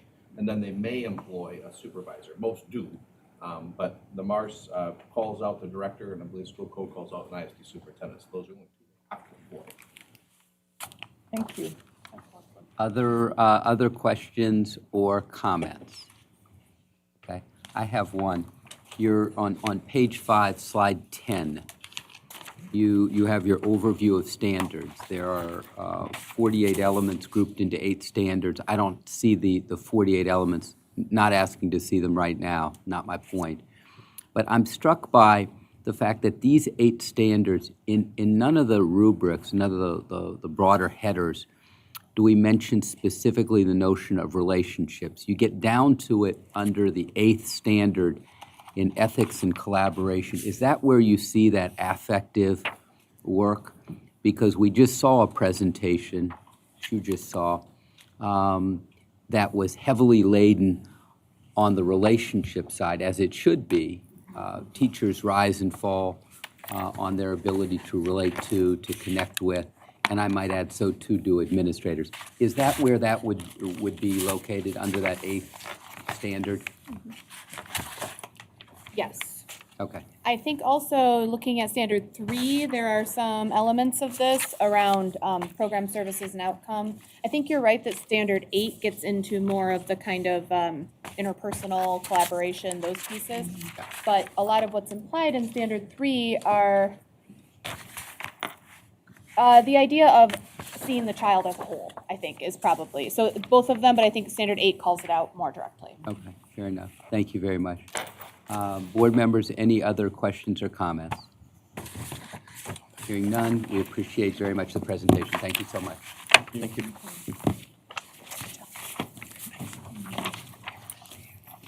Next item on the committee of the whole agenda is an update from the Office of Partnership Districts. The Office of Partnership Districts will provide an update on fiscal reviews for Section 21H Partnership District Grant. It will also share information on the upcoming 18-month review of goal attainment, structured conferences currently being scheduled with partnership districts. This is a monthly update. Board action is not required. Here to share the presentation with us, Dr. Bill Pearson, the Director of the Office of Partnership Districts, and Ms. Cynthia White-McFall, Office Partnership Districts. There will be a PowerPoint presentation. We welcome you. Dr. Rice, I have a question. I just have a quick question. Is this where we'll hear about Benton Harbor update, or is that going to come in your report? You know what? We are unlikely to hear much about Benton Harbor here. You're more likely to hear about Benton Harbor in an hour. Oh, okay. Okay? I defer to anything our director and his colleague would like to say on Benton Harbor, but I plan on sharing a couple of words on Benton Harbor later in the presentation. You have questions, I would answer them, but you're going to hear something from Dr. Rice. So Cynthia is the readiness, effectiveness specialist, right? Don't ask me what that means. Don't ask me. But she does a very nice job, and she works in our accountability office, and so she's going to present on 21H. What we did, the 21H funds are the $6 million 2 years ago and $7 million last year, and hopefully $7 million this year if we ever get a budget. And hopefully we'll get that money. And then what we put in place is an audit with respect to what are the districts doing? How are they spending the money? Are they spending the money the way that they said they were going to spend it? But first of all, just a review for the review of goal attainment process that's coming up. We had 25 districts that we were going to work on this 18-month review out of the 36-month this coming winter. 3 PSAs are non-existent now, so now it's 22. So review, 18-month review structured conferences. Last year, there were 8 districts. And there's, if you add those up, it'll come up to 22, 2 in December, 3 in January, 7 in February, and 10 in March. So we kind of spaced them out so that we could work with the districts more effectively. In the history, last year, there were 6 districts that resulted in on-track statuses, and 2 districts resulted in off-track with progress. And we are going to meet with those districts in August and October on a 24-month review to see how they're doing, and we'll report back to you. And we had the newly developed OPD comprehensive guide that clearly outlines now the 18 and 24-month processes and the 36-month EPA. And the EPA stands for Evaluation of Partnership Agreement, which is at the end of 3 years. So we're moving towards that. So now we're on the 21H program and fiscal accountability, and Cynthia is going to proceed. Thank you. So just a point of clarification, Dr. Pearson referenced it as an audit, but they're just fiscal reviews. We don't have the skills nor the talent to do audits, so I just want to point out that what we're doing is fiscal reviews just to monitor the implementation of the funded activities and just make sure people are doing what they said they would do with the money. Okay. So currently we have 33 partnership districts that have been awarded 21H funds. And we just wanted to share what the requests look like as well as what we've been allocated to award districts. So the requests are coming in pretty high in relationship to what we actually have available to fund districts. As you can see, the request nearly doubled from 2017 to 2018. Funds increased only by $1 million. And what we're doing, my role has been to come in and try and level the playing field, make sure that this is a more of a data-driven process, remove some of the subjectivity and make it more objective, but really to be data-driven with the process when we review for 21H funding. So what we've gone from is like 1 review level. We had 4 application windows. We were using a scoring rubric for the 21H application utilized during the review process. We've transitioned where everything is outlined in the comprehensive guide, and it clearly outlines the application and the funds will be transitioning to MEGS, which most districts are familiar with, also utilizing the cash management system, which looks very different from the past 2 years. We're now more referencing a scoring guideline. We've built out a scoring guideline that, again, removes that subjectivity. It's very objective. Either you did this or you didn't. And here's what your score is, and here's how we're going to allocate the funds. And we're using 3 levels of review for that. One of the levels include a cross-office team that looks at all of the applications. And just to share what the funding categories, what are some of the things we've been funding, that slide right there is based on the 5 categories that are named in the legislation. So those are the 5 areas by which we're able to fund districts.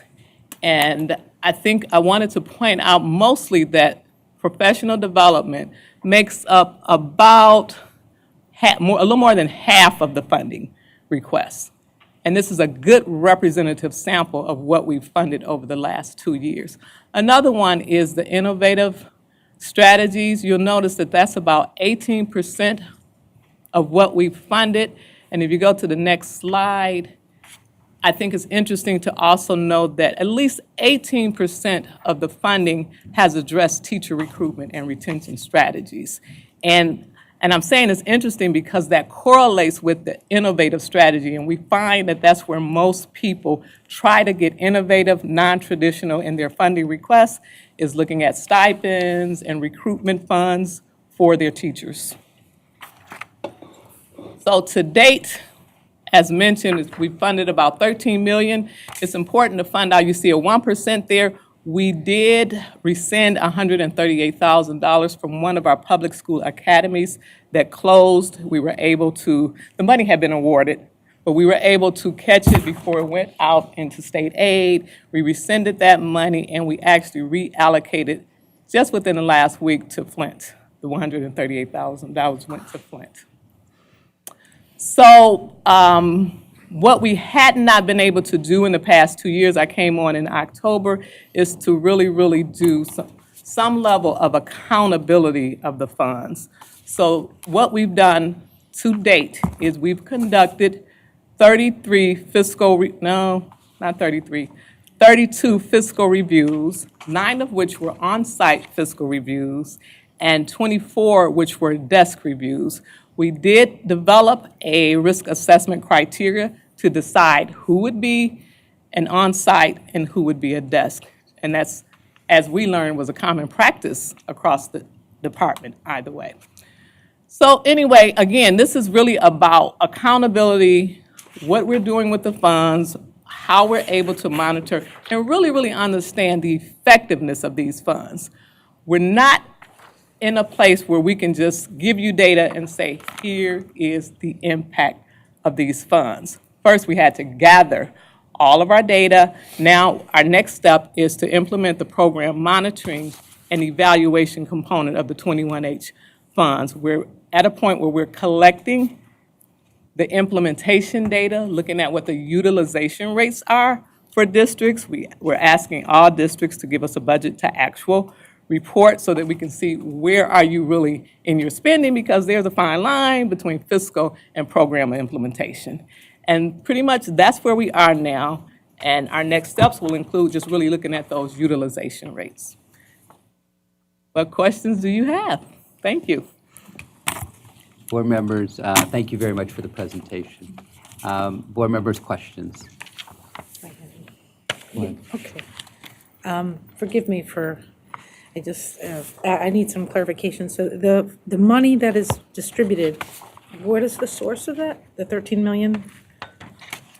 They're called 21H funds, and it comes from, it's appropriated through the legislature to partnership districts. Okay, so. And then we have windows of opportunity that they can ask us, here's how we want to spend, here's what we need, here's what we want to spend the money on, and then we determine who is appropriated the money of the partnership districts. You have to be a partnership district. Okay, do you have a list of who it was distributed to? We sure Curious do. to see that. Okay, thank you. So I'm curious about how closely you look at the finances and what kind of advice that you give. Bless you. For instance, if maybe a particular superintendent is making a lot of money and there's not a lot of teachers that are hired, classroom sizes are large, is that something you would comment on or you would advise them to not do? Or is it something that they have free rein to make those decisions? Now, not in my pay grade. Go ahead. Because you mentioned superintendents and their salaries in relationship to some of the other. Yeah, the teacher-student ratio is completely out of whack. So, where they're having class sizes of, average of 40, but the administrators are being highly paid. So is that like a decision that the state board, your office, and looking at the finances and making good decisions for the future would weigh in on?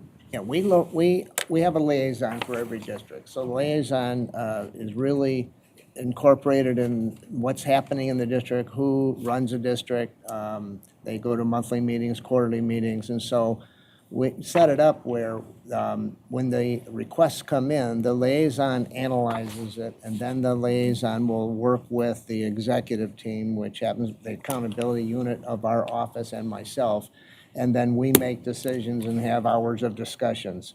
That particular question has not come up, but there's some dancing around that question. We have looked at categories like that, but not that specific one. But we can begin to do that. I would like that to be Now, done. what we do that may feel somewhat close to that is that as a part of the application process, We collaborate very closely with our regional consultants out of the Office of Field Services, and we're looking at their budgets from a comprehensive standpoint. And our position is to continue to coach the districts on best practices. But they can, I mean, ultimately, it's the local school board that makes those decisions, I would assume. So there's limit on what you can do. Yeah. How about the the enhancement millages from an ISD? Is that something that's just left up to the, I guess would be left up to the ISD to weigh in on? Okay. All right, thank you. You're welcome. Mr. McMillan? Looking at this list, it looks like there's about 34. So there's some that are in the Office of Partnership Districts that are partnership districts that are not requesting money. Is that right? 21H? 33. Actually, every district Okay. to date has been funded. Oh, okay. Yeah. All right, good. I mean, I guess, yeah, I was thinking that they should be trying to find Right. ways to be innovative or try to help solve their problems. Okay, I guess, do they collaborate? I mean, some of these aren't large enough funds to really spend a lot Yeah. of additional money or additional time, but I mean, there's a lot of significant money here. Is there any collaboration or, Bless this you. worked well and sharing with other districts or anything like that that's going on? I know that the liaisons, we talk together, and I'm sure that when the liaisons have their meeting, they do discuss every district comes up every month, and we talk about what's happened, Okay. what's going well, what can we work on, so that's part of the discussion in terms Yeah, of hopefully this as somebody, work. a light bulb will go off for somebody else and say, we ought to try that or whatever. Yes. And then finally, I don't know if there's any other questions about 21H, but I just want to know in general, I appreciate the focus on 21H funds, but in general, are there any surprises coming down the road? Are you newly concerned about anything, any districts, about attaining their goals or staying, I mean, is everything going well out there for these districts? It's not going perfect, no. I mean, are there any specific ones that are that have new concerns in the last couple of months since you came before us? I wouldn't say new concerns. We're monitoring a couple of districts as we go along, but we haven't had the RGA for the next 22 districts. So we have to collect the data. That's starting to happen this fall. Then we'll see where, they end up with respect to that process. Of the 8 districts that we've worked with so far, 2 of them we're going to have a 24-month review. And we're not sure how that's going to go. One of them is next week, and I have some concerns. And just a note that you're having a 24-month review because you don't feel like you should wait from 18-month to 36-month. Because they weren't on track at the 18-month review. Oh, okay. So if you're not on track, you have to have a 24-month. Yes. Yeah, okay, good, thank you. The 2 were in Detroit and Saginaw, correct? Was that? Bridgeport and Saginaw. Detroit, we're Bridgeport. doing a 24-month because of how large they are. They were on track, but there's 56 schools. 21 were in round 1. So of those 21 schools, we just want to review again where we're going because that is a significant number of students and significant number of schools. And that's October 18th. If it pleases the board, we could ask for a presentation in a couple of months. Post those fall conferences, you come back and tell us where we are relative to academic performance. Sure.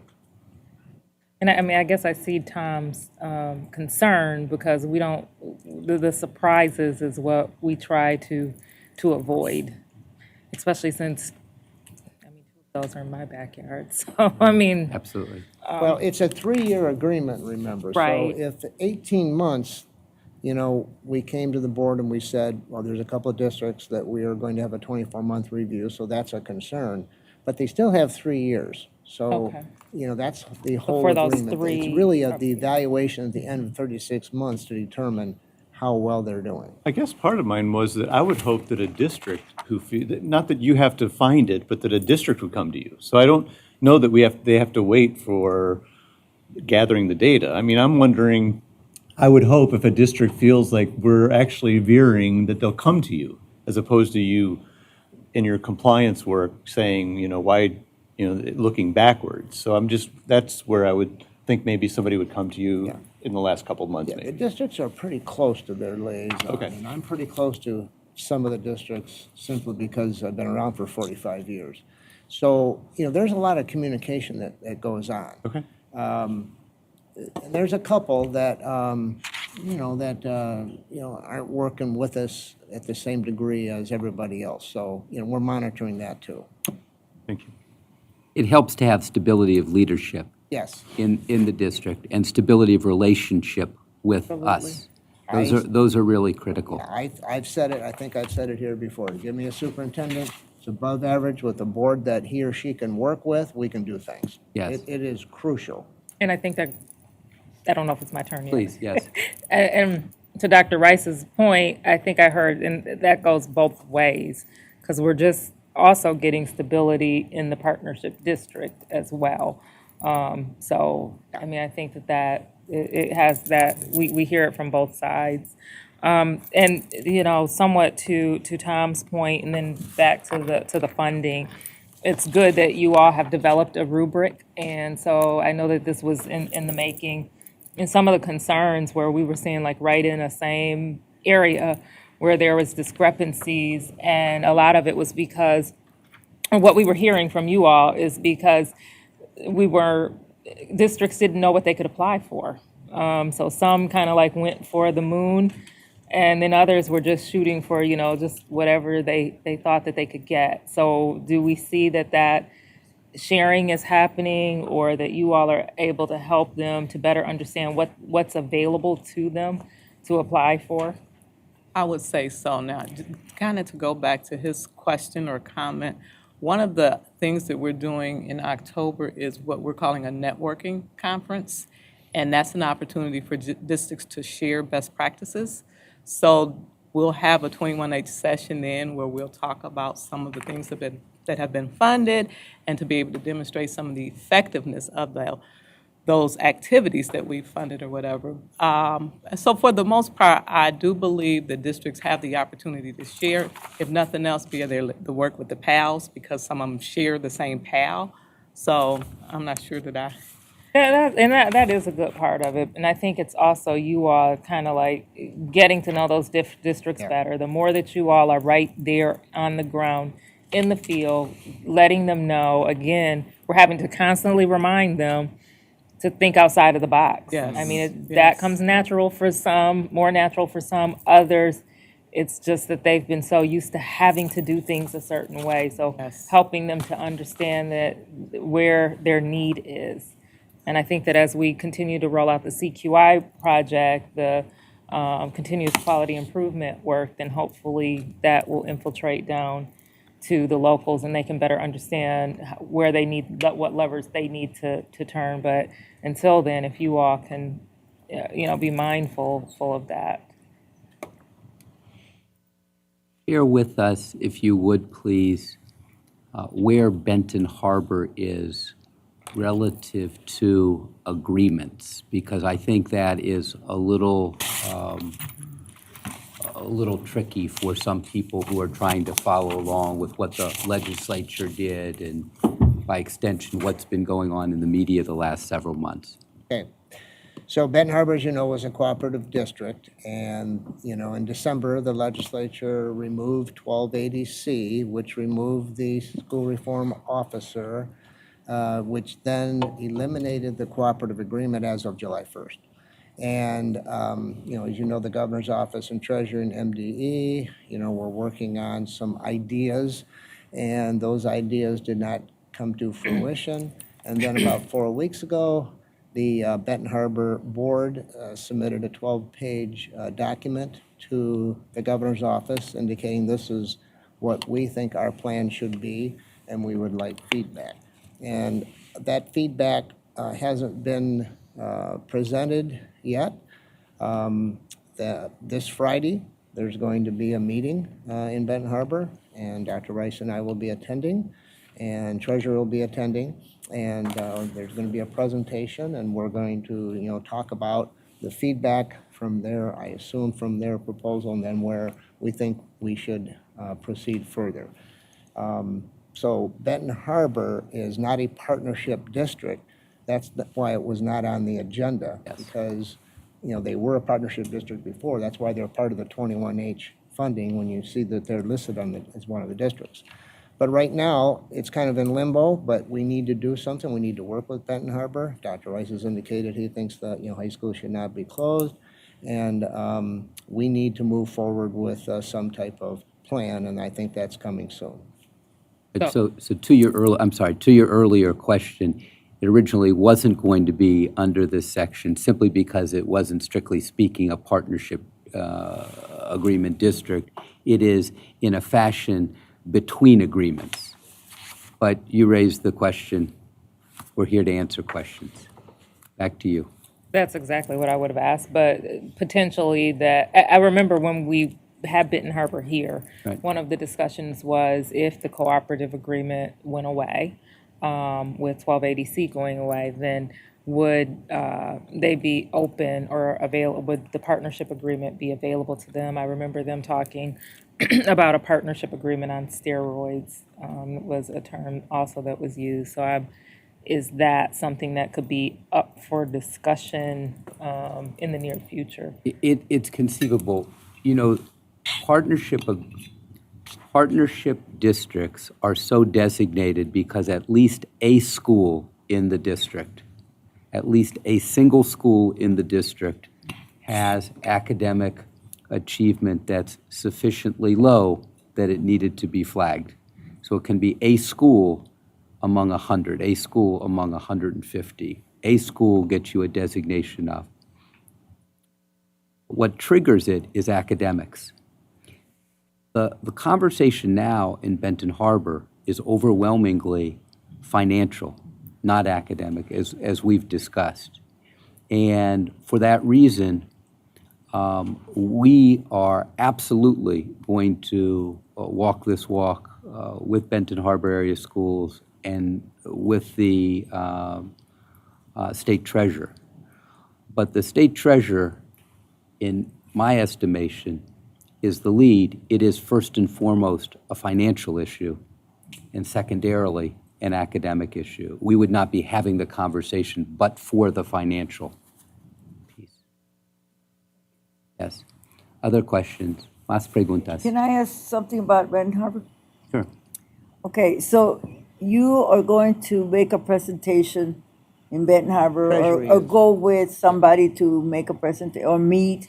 Okay, The Treasury Department right. is going to Or make the it. lead. That's They're right. the lead. They're the Okay, lead. okay. So that conversation is going to take place with the pastors that came here, with the board of directors, school board of directors, with the community, or all of them together?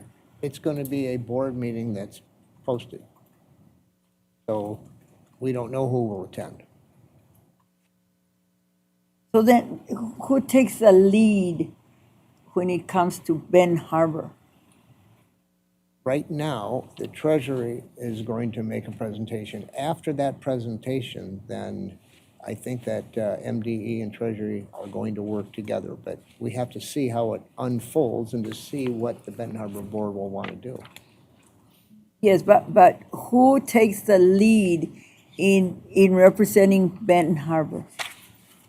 Well, Benton Harbor School Board, The school board represents Benton Harbor area schools, yeah.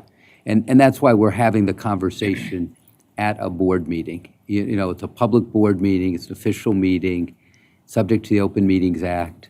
The Treasury Department wants to discuss some ideas moving forward and will, and we'll be there in a supportive role.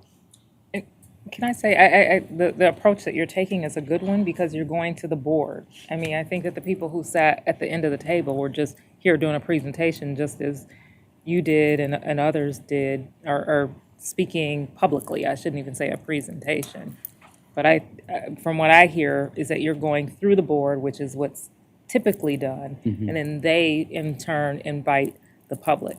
I don't even think that they even, if they would have stayed here, then they would have known that this was taking place, but. We literally just found this out this morning. Dr. Pearson was on a conference call late this morning. I'm not able to because I was communing with you. But he, treasurer, and Benton Harbor Area School Board members, a couple of them had a brief conversation on the phone today and decided that there would be a meeting on Friday. So it's a relatively recent vintage. And that's good. I mean, that's the way typical districts, and that's what we've been asking for Benton Harbor, is that they're treated as any other district would be treated, especially given the fact that A through F took away the 1280C away. And so I think that makes sense. Very good. Ms. Tilley? I know that the governor put forward a plan and the school board pushed back on that plan. And then you said they submitted the 12-page document, which the governor has not approved, and I'm assuming Treasury has not approved. They haven't responded yet. I think they were gathering information, and the next step is, what's going to occur shortly. So a document is drastically different from a strategic plan. So, and I've asked this in previous meetings, I know that they were selecting someone that they wanted to do the strategic plan because the CEO did not complete the strategic plan. So what's happening with the strategic plan for Benton Harbor? There was a conversation 5 weeks ago where we had discussed the possibility of bringing turnaround companies in, and I'm not sure where that is. It kind of went into a lull during July, so I can't tell you where we are with the process of strategic planning. Well, I know you said at our last meeting that you put it on hold because of the governor's intervention. So we know now that they are, control has gone back to the local level. What's happening to ensure that they have the strategic plan that they need and that should have been already put together? I said two reasons. One, there was the governor's plan, and two, because the SRO was going away and the cooperative agreement was going away and the CEO/superintendent had taken a different job, we had to back up and not move forward with any strategic plan until we got our feet on the ground, which means the board took over. The board is in charge of the district. The board hires a superintendent, which they're in the process of determining what they're going to do with that. Then they can move forward with the strategic plan. That is their strategic plan. There was too many X's and Y's in the equation to, once the legislature made that decision and it dawned on the Benton Harbor Board about the end of February, I think things started to slow down, and they should have. Because if I was a superintendent of the district and things were unraveling as they were, you can't really go forward with the strategic plan.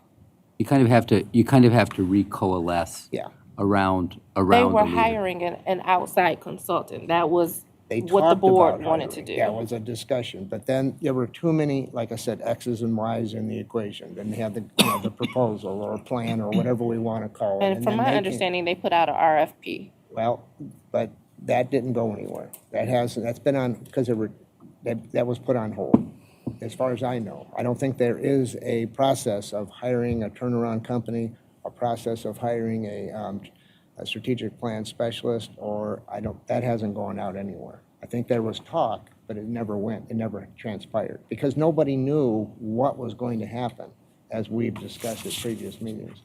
Now we're, I think, going to get someplace. But you haven't followed up to find out how that's going to proceed, What's going to proceed? the strategic plan. No, because strategic plan is in the board's hands. How do they want to move forward? First, they have to hire a superintendent. That needs to happen. Then they need to start talking about a strategic plan. You can't put a strategic plan, you shouldn't put it, in my opinion, put a strategic plan in place without having a superintendent. I just feel like that's been part of the issue, that they have not gotten this done. People keep requesting, or the governor has requested a plan. And the fact that it kept being paused, I think, is a big part of the issue. The portion of the governor's plan where 150 to 170 kids were going to receive CTE for 4 years of high school, I think was fantastic. You know, the whole thing didn't come together, though, because that was just a part of it.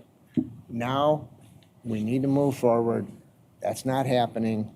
And hiring a superintendent, get a strategic plan, and have a new idea in place that I think we're going to talk about in the next couple of weeks will be good. Dr. Pugh.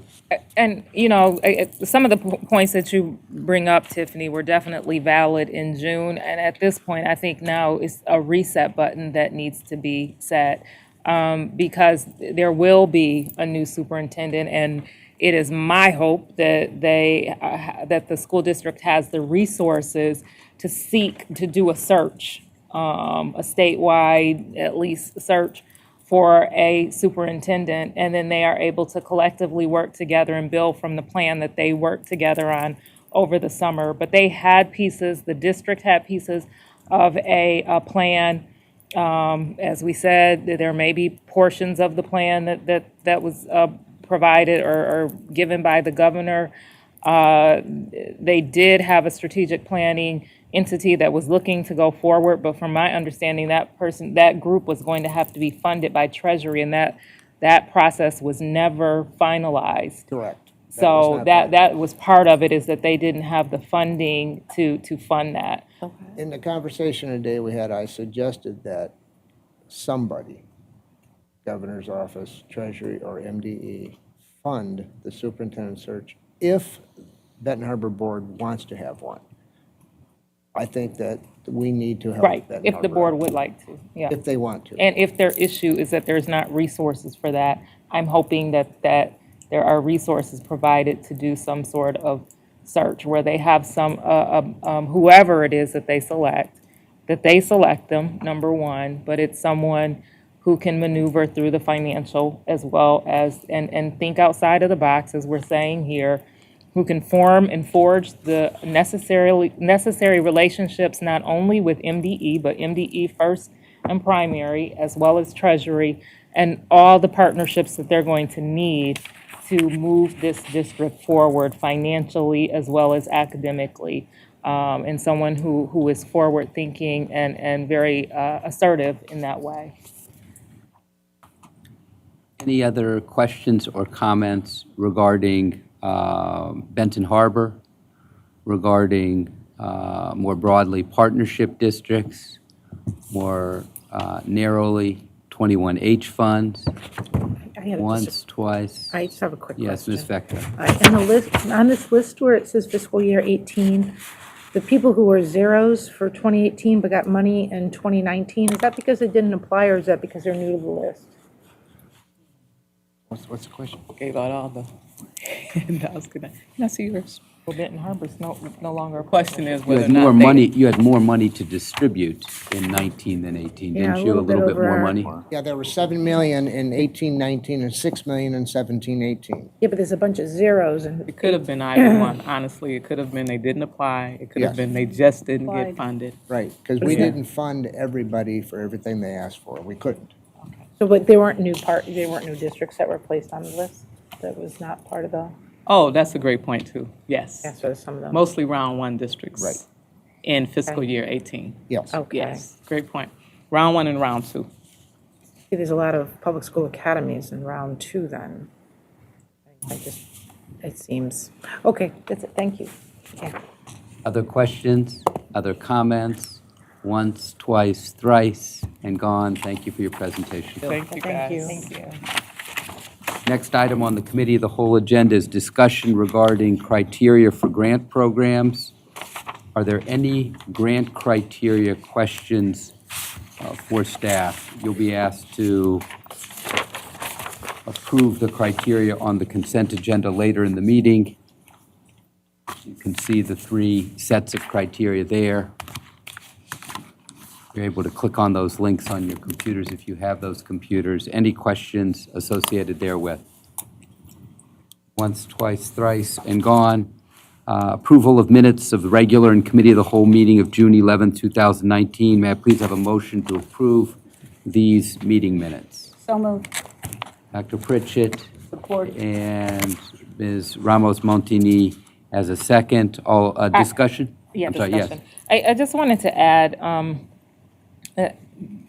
there was a lot of discussion during the June meeting about Benton Harbor schools, and I did see definitely the question about for the Attorney General's office.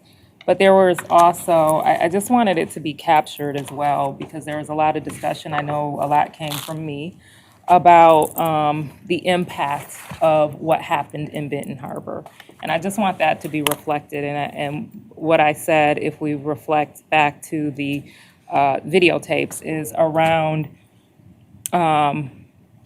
how when these discussions happen in districts, especially in this particular district, in the way that it was stated, almost as if the closure was going to happen, you have parents that begin to flee. You have teachers that begin to flee. And so I do want that reflected in the impact that has, the negative impact that has on a district such as Benton Harbor. In this particular case, we were talking about Benton Harbor. Very good, thank you. Any other friendly amendments to the meeting minutes? Hearing none, all in favor say aye. Aye. Opposed, nay. The ayes have it. Approval of minutes of the closed session of June 11, 2019. Could I please have a motion? So moved. Moved by our president, seconded by Mr. McMillan. Is there any discussion? All in favor, aye. Aye. All opposed, nay. Ayes have it. Report of the president. President Aldrich. Just very briefly, welcome to our new superintendent, our new teacher of the year. We already went through a lot of that this morning, so I won't elaborate on that. One of the things that our NASB president said earlier today was about the Government Affairs Committee. I have served on that committee in the past. I am willing to not serve if anyone's thoroughly interested in it, but if not, I am willing to serve on that again, just to let you know. And then the final thing I just want to say is it's been a great summer, and I've been able to relax and put some of the stuff aside for a while. But one of the things that I have not been able to put aside is worrying about the appropriations process at the state level. So I toured an early childhood education center recently, and a couple of their classes are GRSP classes. And they are in a bind right now because they have parents that are trying to sign up, and they cannot guarantee them spaces. And these are parents who do not pay out of pocket for these classes because they qualify financially for that. And without this service, we'll have to really scramble to find places for their children. And while the appropriations process is winding its way through the state legislature and the governor's office, we have parents that are really worrying about what they're going to do with their young kids come September. So just a plea to anyone who's listening out in the universe that if we could move the appropriations process forward, it is affecting real lives and real people. And I saw it firsthand 2 weeks ago. So thank you. Thank you, President Aldrich.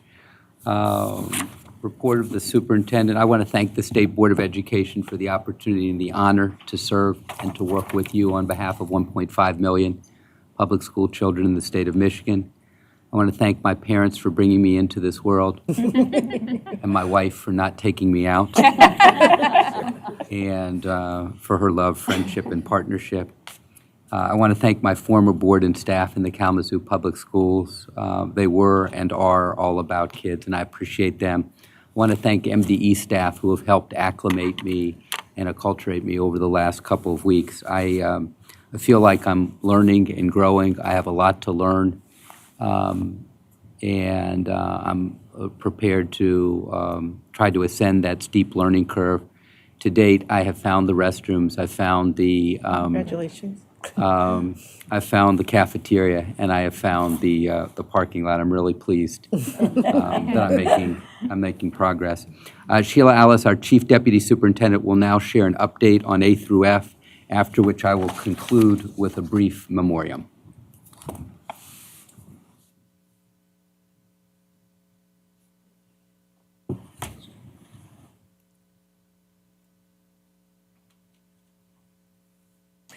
Thank you, Dr. Rice. Good afternoon, everyone. I thought this afternoon what I would do is share with you what has been occurring at the State Board of Education and in the department with the implementation of Public Act 601, otherwise known as the A to F law. And so I'm going to start with a little refresher. I'm going to take you back to a couple of years ago when the Department of Education submitted to the U.S. Department of Education our school accountability system, otherwise known as our index system. That school accountability system was approved by the federal government for meeting the Every Student Succeeds Act, or the ESSA requirements.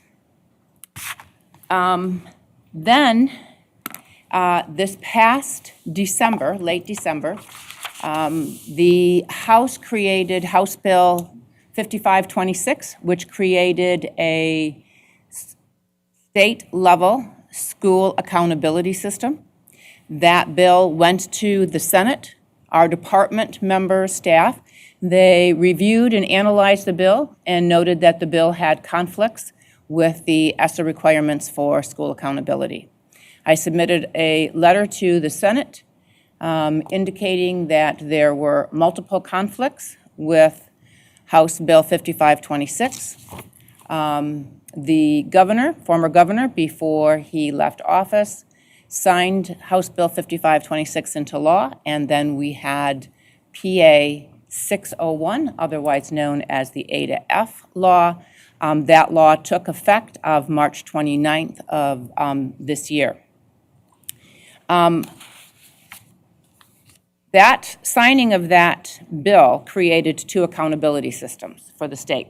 The index system, which is our federally approved index, our school accountability system, and then a state accountability system as reflected in PA 601. In January, I requested from the divisional level of the Attorney General's office guidance on whether or not we could amend 601 to meet federal requirements. At that time, the department also began communications with the U.S. Department of Education over what we believed were perceived conflicts with 601 and ESSA.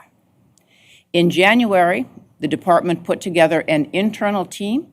Our internal team began meeting weekly.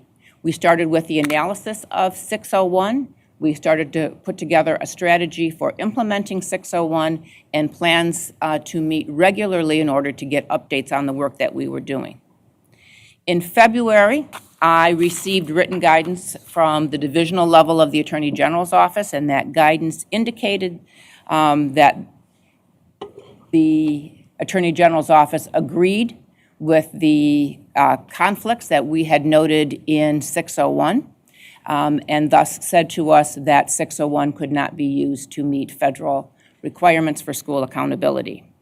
Our discussions with the U.S. Department of Education continued. We had discussions with them around clarifying for us whether we should be, what our options were for submitting either amendments or waivers to 601 to have it comply with federal requirements.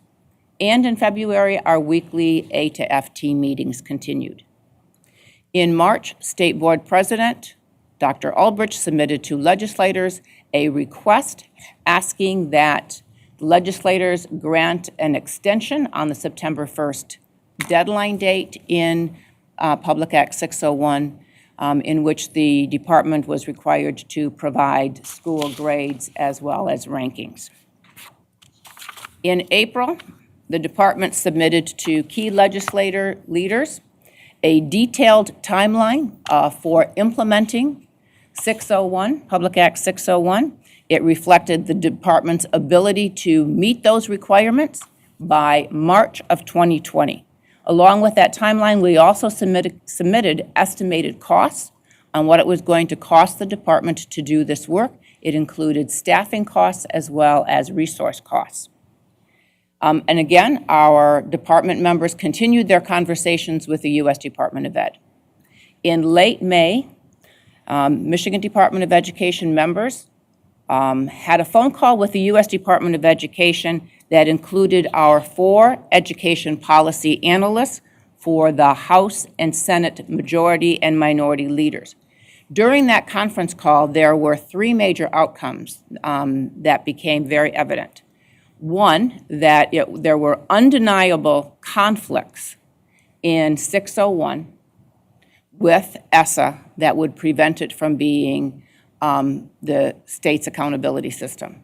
Number 2, that any waivers that were submitted to the U.S. Department of Education on 601 would likely be denied, and that state statute did not supersede federal law. So it became very apparent at the conclusion of that telephone conversation that the state was going to have 2 accountability systems, the index system and the A to F law. We, as a department, created a very comprehensive summary of our telephone call with the U.S. Department of Education. We sent that letter, summary communication to the 4 people who were on the phone call with us. We also gave copies of that to the State Board of Education, and we sent it to the leadership of the House and Senate Education Policy and the K-12 Education Appropriations Subcommittees.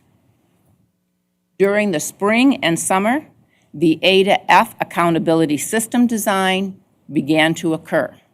That included developing requirements gathering, business rules, calculations development, modeling, data sources, and structure determination. And once again, we were continuing with our weekly A to F team meetings. In June, department members met with several legislators and their staff to review the summary correspondence of our conversation with the U.S. Department of Education. We wanted to follow up with them to make sure that they were clear on the outcome of that conversation, and we also wanted to see if they had any questions. In July, the department received the final names for the required peer review panel. In August, the department submitted its proposed standards for determining letter grades and rankings to the appropriated peer review panel members. That occurred on August 1st. Before coming to us? Pardon me? Before coming to us for approval? Yes. And held a meeting to outline our implementation plan.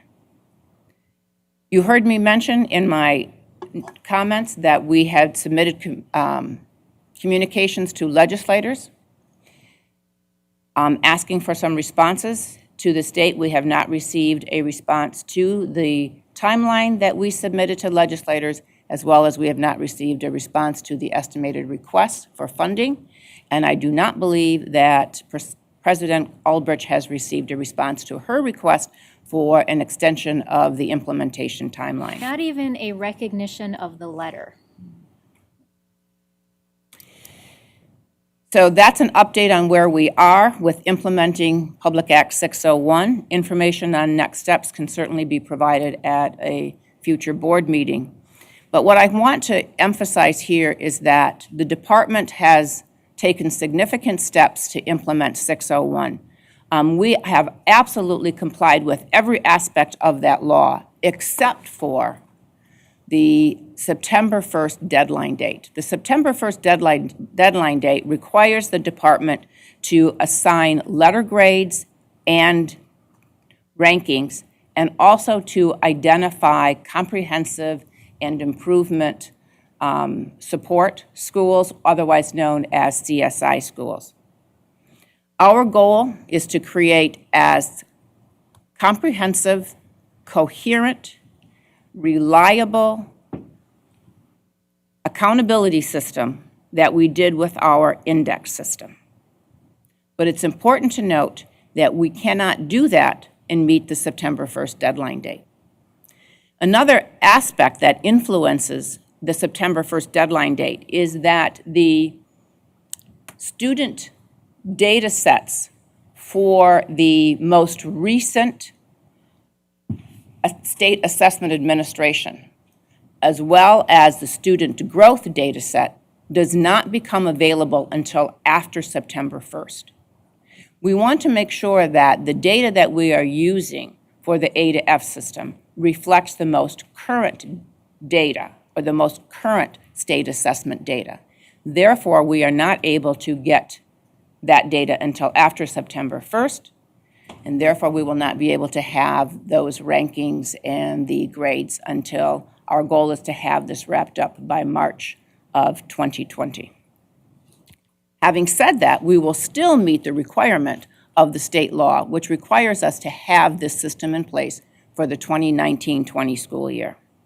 So once again, I want to reiterate that the department is doing everything to completely comply with Public Act 601, except, of course, to meet the September 1st deadline date. And again, please let me reiterate, we are doing this without any funding, additional funding from the legislators for staffing or for resources to do this work. And we are continuing to do the very important work that we have been doing in the past. Notwithstanding the request for additional funding. Yes, we have not received a response for that. Thank you. Thank you very much. Ms. Tilley, President Albridge. What are the repercussions of not meeting the September 1st deadline, or are there any? We have not, the legislators have not indicated what any repercussions were, but we've been very clear with them in that we are not able to meet the September 1st deadline date. And if one of the major reasons is we want to make sure that we are using current data. Otherwise, we would be using data from the 2018 state assessment. That data is a year and a half old. President Albridge. So first of all, thank you very much for that recap. I think you did a very good job of being very professional and reiterating the steps that we have gone through. There's been a lot of work that has gone into this. But on behalf of the board, I just want to reiterate a few things. Number one, this board is on record opposing this law. This department was clear and upfront before it ever passed that it was problematic and it was going to create complete chaos in our education system, and it will, and it was passed anyway. It included deadlines that are flat out impossible, and anyone who's ever worked in education would have known that. But because the law, it was passed by people who have no idea what happens in education, they clearly did not understand the ramifications of their 6-month timeline that they imposed upon us. There are folks out there who still think that all we need to do is ask for a waiver and we can implement this as our federally approved system. I want to reiterate that that is not possible, that the U.S. Department of Education has made it very clear that this is a violation of federal law if we were to try to implement it as our federally approved accountability system. The waivers would not go through, and if they did, I think there would be a lot of explanation of leadership at the U.S. Department of Education on why they were clearly violating the laws passed by Congress and signed by the President. I'm very disappointed in the legislature, the current legislature, as much as the past legislature, for failing to even acknowledge that we have had these multiple communications with them, where we have specifically asked for a response, and they have fallen on deaf ears. It's almost as if they don't care if it's a good product or not. They just want to check the box. And that really makes me curious on who's really driving the desire to implement the system. I don't really know the answer to that at this point. All I know is we are now going to be a state that has two separate, competing, and contradictory systems in place that our local school districts are going to have to try to explain to their parents and their taxpayers and their voters why one system may say one thing and another system says another, and they might qualify for something under one system and they don't qualify for it under another system, and who's going to figure that out? I still have some serious questions about this legislation, and not only its impact, but whether or not it's even feasible. And it's the way it has bypassed both the State Board of Education and the state superintendent and imposed itself directly on the Department of Education. And I don't think that this conversation is over. I'm sorry that the legislature doesn't seem to want to have it, but I think there's more to be said here and there's more for us to do.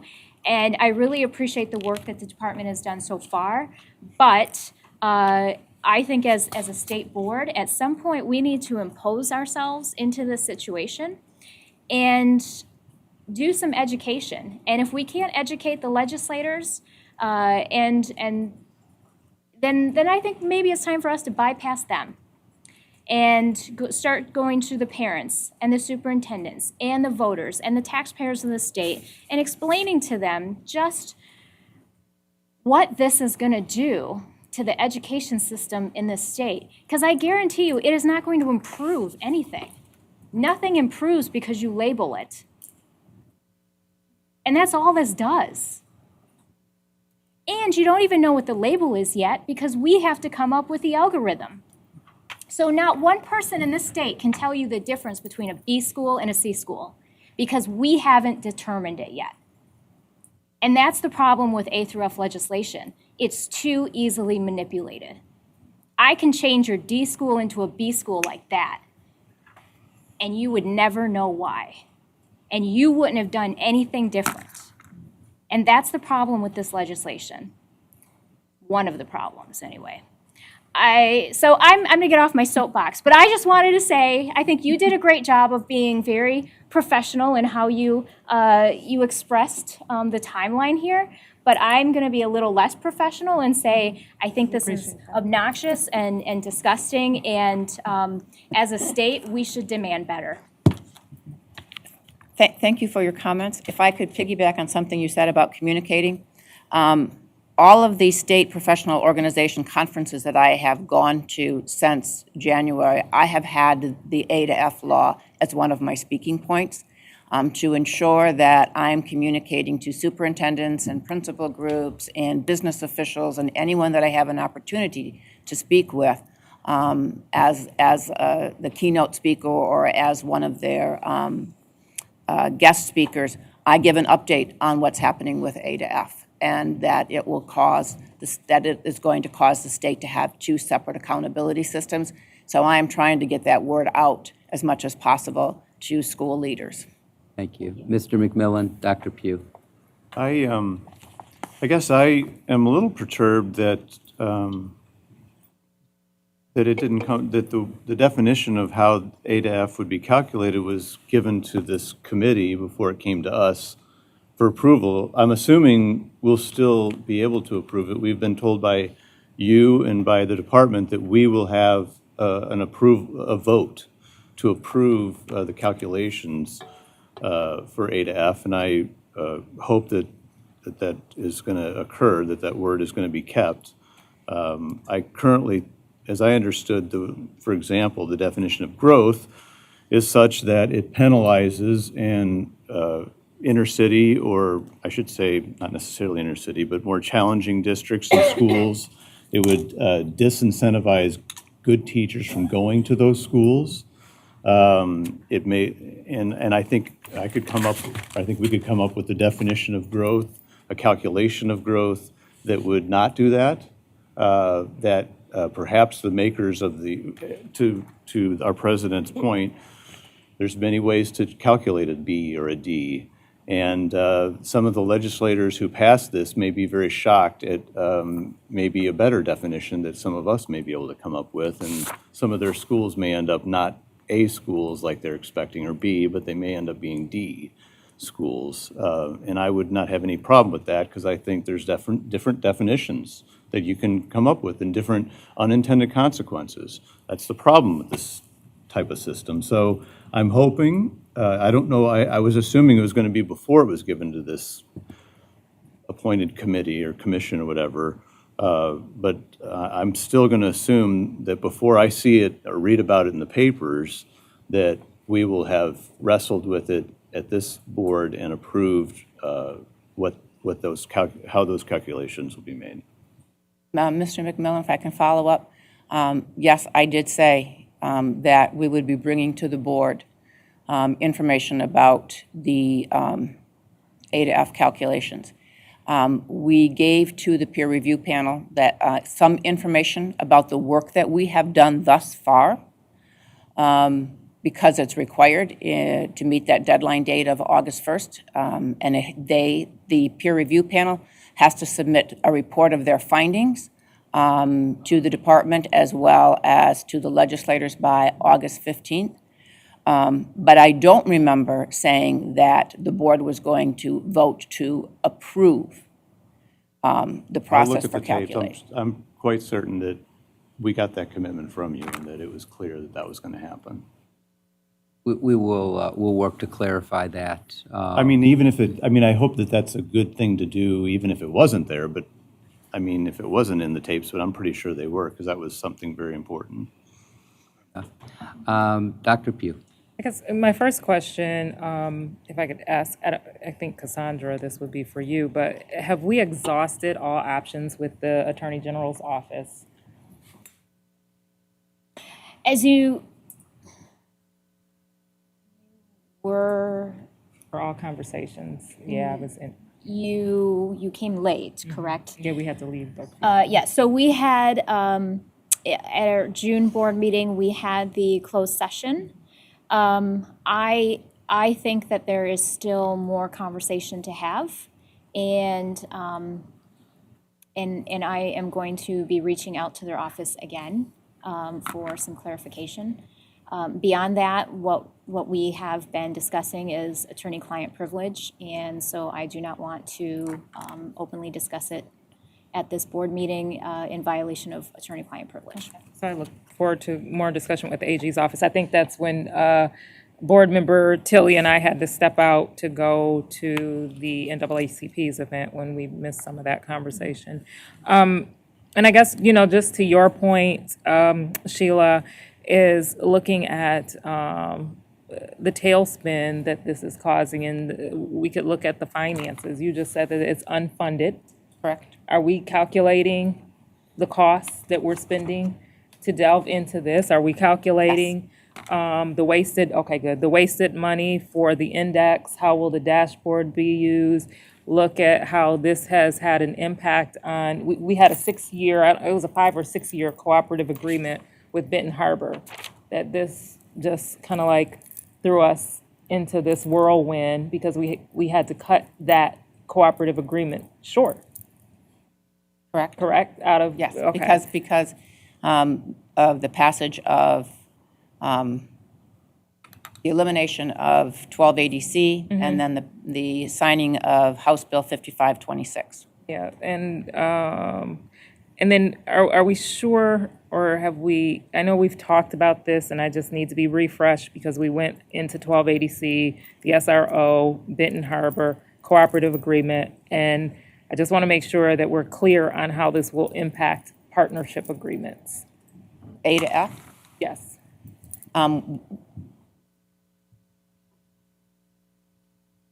With A to F, we do have to have a means by which to identify CSI schools. Those CSI schools are the same schools that are currently in our index system that are used for partnership districts.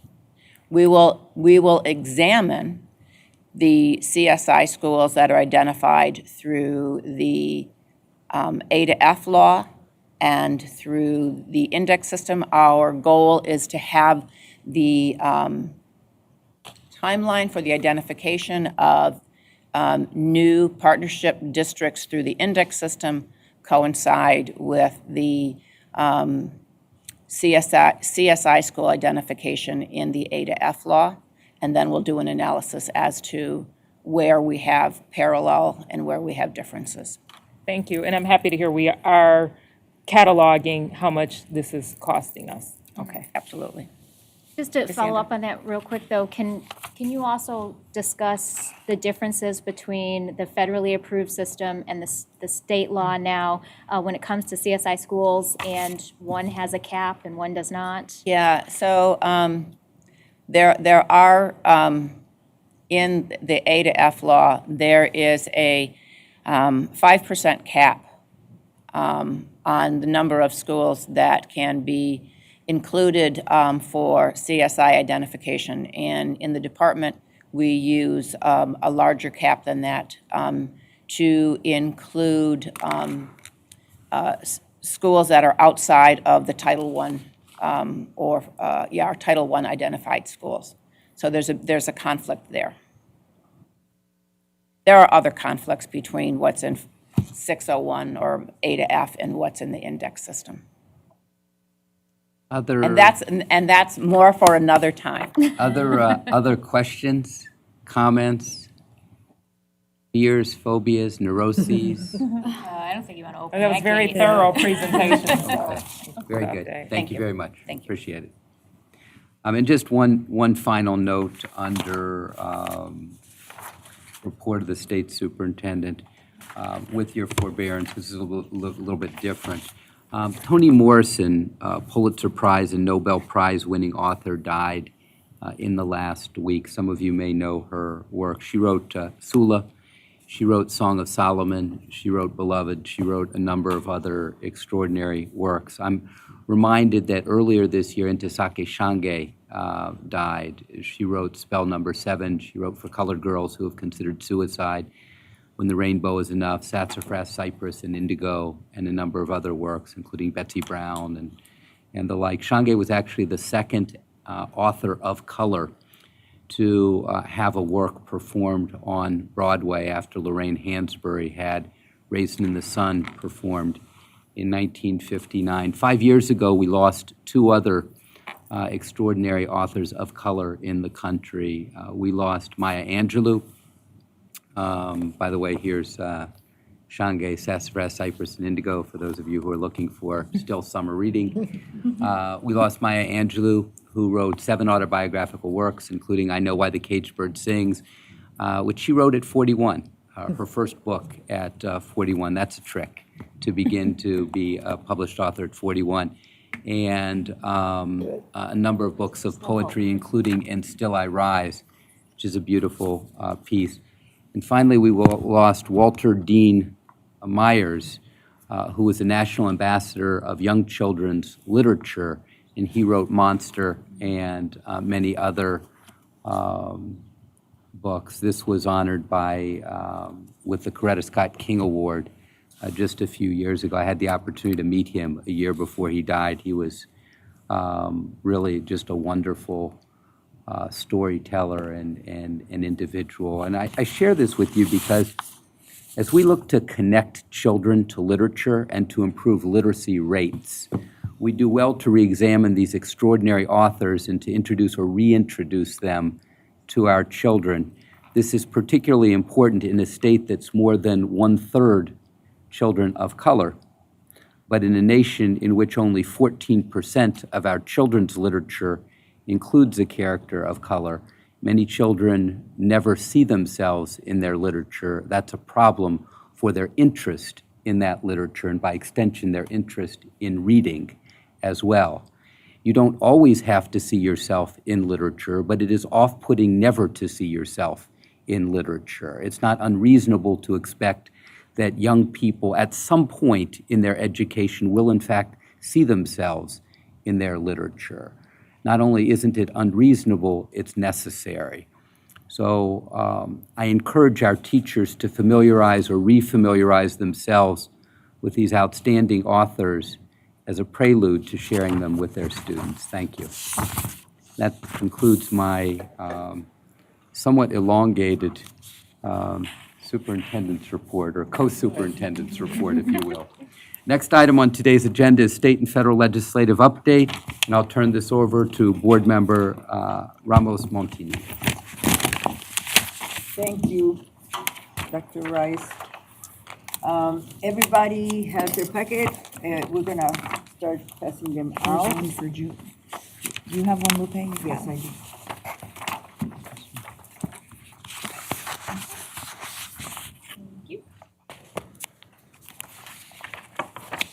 As we continue working on improving and capturing all the recommendations and ideas, our report gets a little bit longer because we do have a lot of items that we are concerned about and ask for more information. So I'm hoping that we glance through this report before we see it as of today, but if not, we'll go over some of the highlights. Now, there's 3 meetings that happened before this document is put together. First of all of you have the opportunity to recommend items that you would like us to research and report at our board meeting. So we gather information from all of you, and your recommendations are here in this packet. If you go to page 8 and 9, all of your recommendations are there, and then others pop up. Like we have we talked about A to F today, and other things that will come up. So in doing that, we have developed a form that you will find in your packet in the last, I think it's the last page. And so when we're putting our agenda together and looking at all of the recommendations that you have made, many times we do not quite capture the essence of what you want us to research. So this page, this form will give us a better picture of what you're looking for.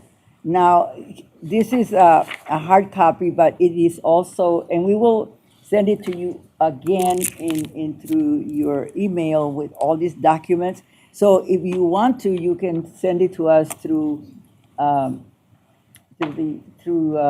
email. If not, you could do it this way.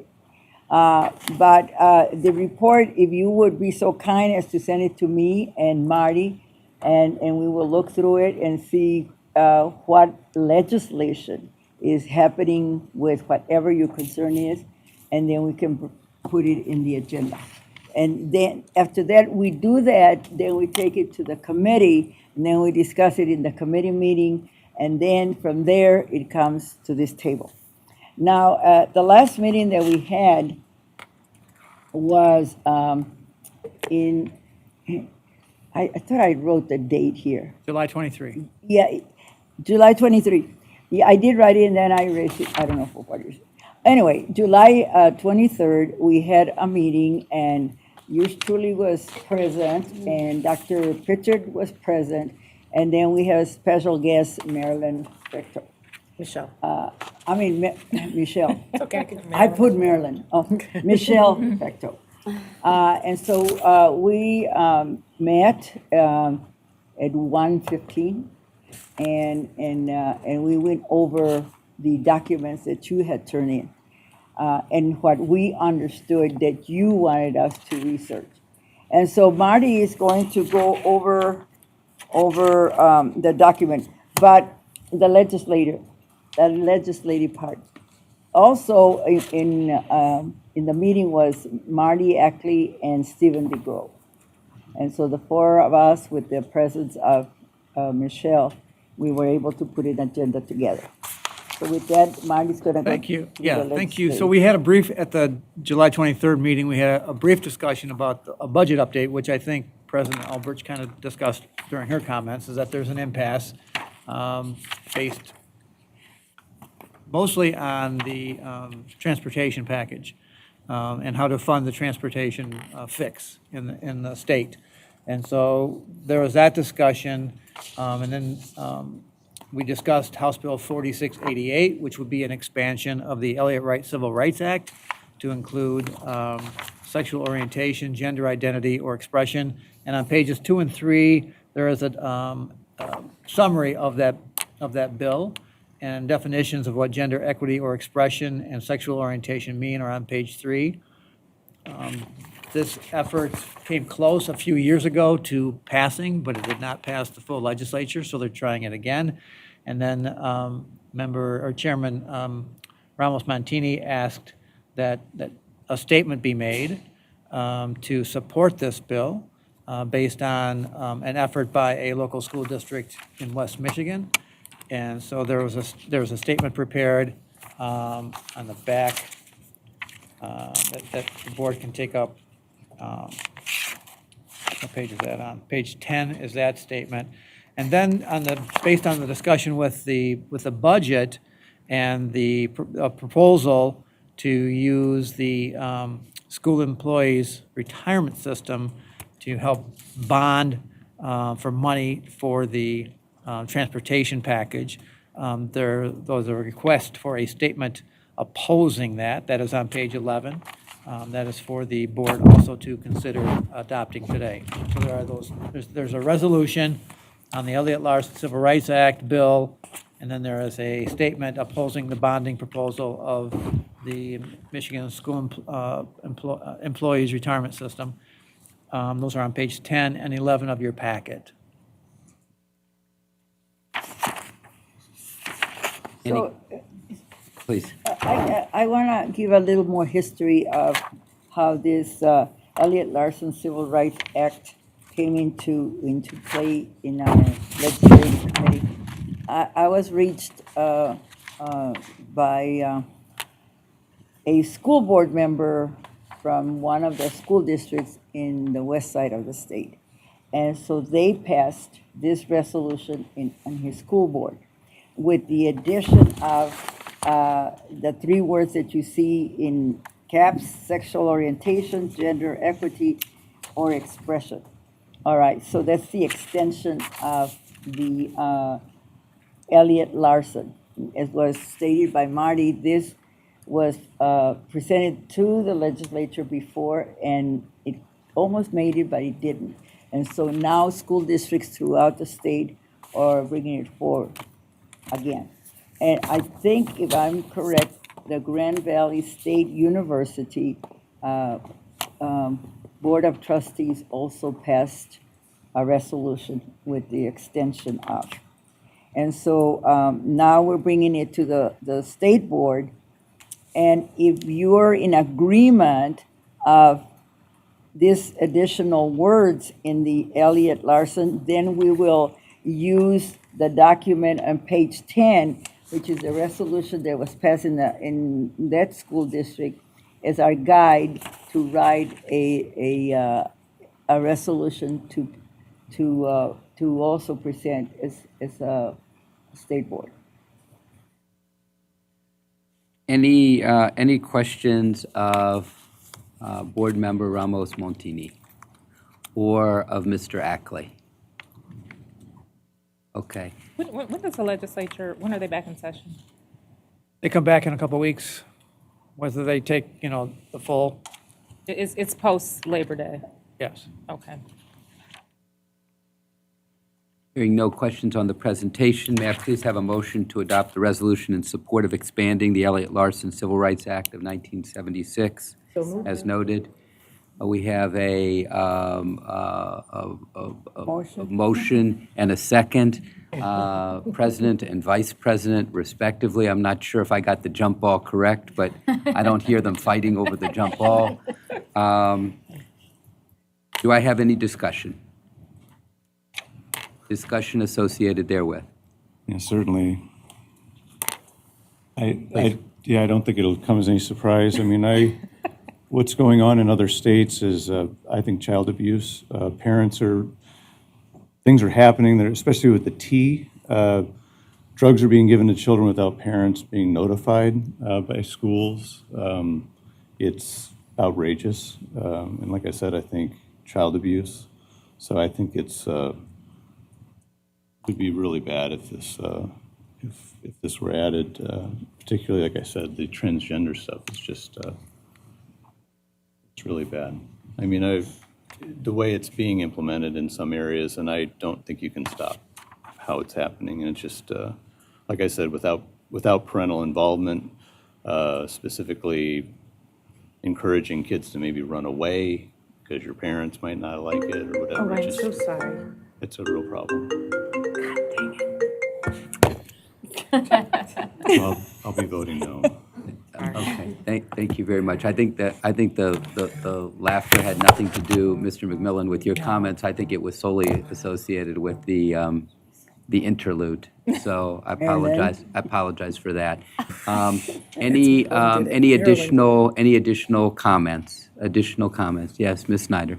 I would say there are aspects to the statement that are agreeable in terms of employment and housing and various other statements. I get concerned when we say full utilization. That's an ongoing conversation that should be more balanced. I'm sorry, say that a little. You get concerned when? When we say full utilization, I think that's something that's an ongoing conversation that should be more full. And, I do agree with some of the things Tom has said. So I'll be voting no as well. Where does it say full utilization? Yeah, where are you But looking where at? you look, Under see. A, Are you looking on page? Page what, 2? yes. Oh. And full utilization is defined, significantly different from one person to the next. And full utilization for one person could be discriminatory for the next, which is really what brought me to this table. So I think that I'll be voting no as well. This is under That's the actual, page, right. The actual act. Page 2, once you read it out so people are able to see, it's Oh, I page see it 2, now. about halfway down. Under A, if you just read the first sentence. So I believe that this is the actual Elliott Larson Act, correct? And the language says the opportunity to obtain employment, housing, and other real estate, and the full and equal utilization of public accommodations, public service, and educational facilities without discrimination because of religion, race, color, national origin, age, sex. Then this would add sexual orientation, gender identity or expression, end of addition, height, weight, familial status, or marital status as prohibited by this act is recognized and declared to be a civil right. Okay, so it's the I think she was talking legalization. about A, though. You're talking about right below it. Right. Oh, I'm sorry, there's another it's- part of it. Yeah, Sorry. that's actually the, But it's old language. Under this bill, an educational institution shall not do any of the following. A, discriminate against an individual in the full utilization of or benefit from the institution or the services, activities, or programs provided by the institution because of religion, race, color, national origin, or sex, and then it would add sexual orientation or gender identity or expression. And that, Marty, correctly, that is still part of the original actual language of Elliott Larson? Everything that is So the not- only addition is what is capitalized? Correct. The all Got it. caps language would be the new language. Everything else in the lowercase is existing law. Got it, okay. Okay, fair enough. Thank you very much, Ms. Snyder. Other questions or comments? Ms. Fecto? Yeah, I'm strongly in support of it. Two of my children, my daughter's marrying her female fiance next summer, and my son has a long-term relationship with his Republican boyfriend, which much to the chagrin of my husband, but he's a nice guy. So I see this just means that you can't deny people the rights that everybody else has because of their sexual orientation. I don't see where it says that they get an extra right to take drugs without their parents' permission. I think that's a separate issue. I mean, I can see that was in the guidelines that we talked about. There was some questions about not necessarily outing children who didn't want to be outed to parents who might disown them. So I think this is different. I think this is much more broad and general, and I've seen it happen where kids are, or adults are denied jobs, and I mean, it's perfectly legal, and they have no recourse. They can't go to the Civil Rights Department and say, hey, I'm a really good employee, I'm a really good, I've never had any complaints, and they found out that I'm gay and now I'm fired, what can I do? As a union rep, I've had that come to me. If they are in the union, they can file a grievance because we incorporated in our union contract. But if they're not, like many are not, they have no recourse. They can be fired just for simply being gay, regardless of how great they are at their job. So that's wrong, and to be denied opportunities in schools or anywhere else, it's just wrong. So I think not to add more to it than what it's going to provide.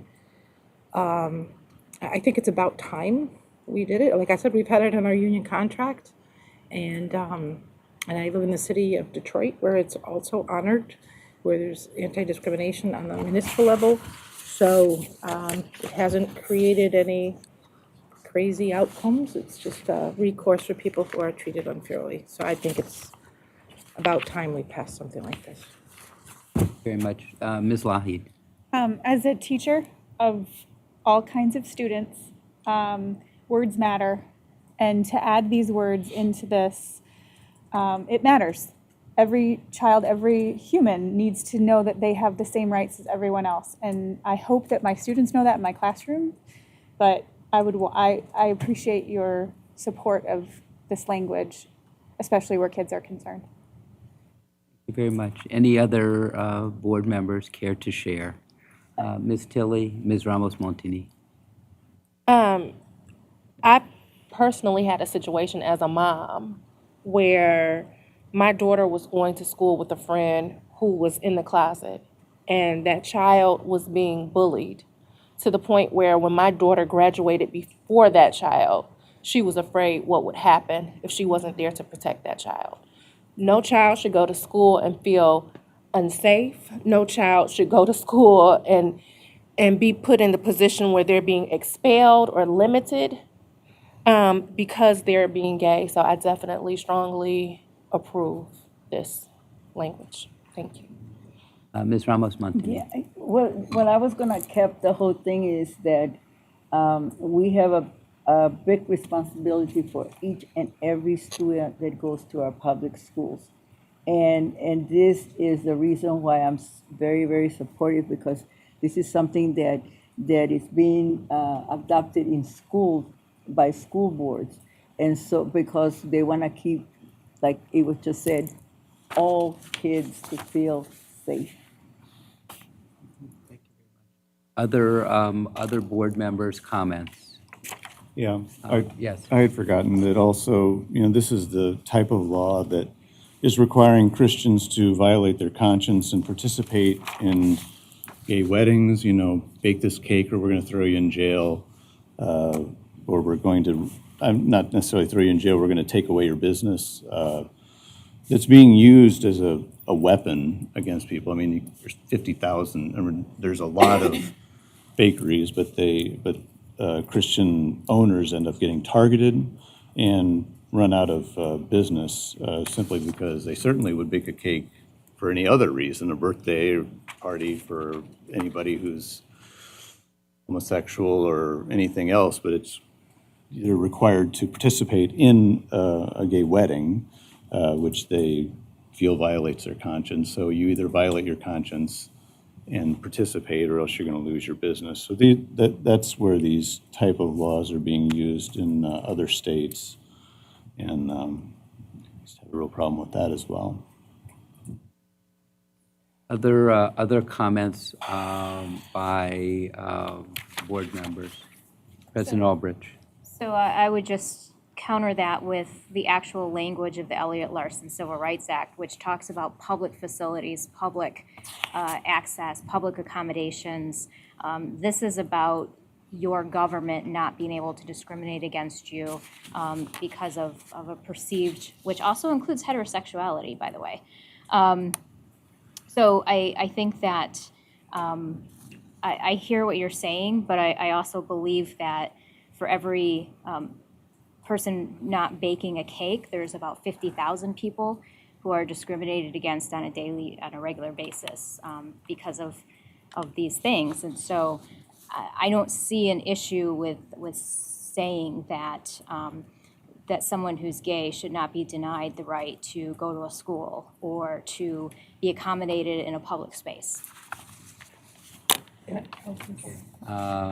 Vice President Pugh, Ms. Fecto. I would just say, as a Christian, as a devout Christian, I will have to say that I do believe that everyone should be afforded the same rights that I have, and definitely should not be discriminated against. And so I do support the resolution. Thank you, Ms. Fecto. I was just I found out about this great resource. There's a young man who grew up in an evangelical household who was gay, and he had a hard time reconciling that he was rejected by his family. And he took a year off and researched the Bible and found, to his conclusion, and he was given TED Talks and things like that, and his name escapes me at the moment, but he has a site called the Reformation Project for Christian gay people, and where he does a deep dive into research and into dissecting the Bible, which he grew up on. And so I would argue that the Bible does not say discriminate against people because they are gay. I think, and people use the Bible to discriminate against African Americans at one point, using the story of Ham. And I think, to say I'm a devout Christian, and it might be a stretch, but I do believe in Jesus, and I do believe that would be, as a loving person, would not deny people rights in his own name. So, thank you, Ms. Tilley. The Torah did teach against being gay, but as Christians, we are under the New Testament, and we are under the teachings of Christ, and he taught love, and he taught tolerance, and he taught us not to judge. There are gays who have lost their lives. You're talking about people losing their businesses. People have lost their lives for their choice of sexual orientation. And I think that we need to put people's lives first. That's it. Thank you. Any other comments or thoughts? Yeah, I feel like I got to keep going. I mean, I'm surprised we're even bringing this. I mean, this is the kind of stuff that, I mean, as the former Miss Michigan just found out, and she wrote an article in the paper that it's now more difficult coming out as a conservative than it is coming out as homosexual, she feels, because she lost her crown simply because she was conservative. So, I mean, it's, the discrimination, I don't know. I mean, I think that I don't know anybody who discriminates against homosexuals for anything like birthday cakes or any helping studies, or I've got friends that are, I mean, there's no, but it's these situations where you're forced to participate in and it violates your conscience. So, I mean, that, and then, like I said, what's going on in schools with the transgender stuff and with children, which this talks about their civil rights, so it does apply. I think there's a real problem with this. Any other comments? Hearing none. All in favor, say aye. Aye. Opposed? Nay. Believe the ayes have it. You have the vote, Ms. Schneider. Very good. May I please have a motion to adopt the statement opposing the bonding proposal of the Michigan Public School Employee Retirement System Fund? so moved. Second. Moved by Vice President Pugh, I'm sorry. Yeah. Moved by Ms. Look-alike. Fecto, I beg your pardon. Moved by Ms. Fecto, seconded by Ms. Ramos Montini. Any discussion?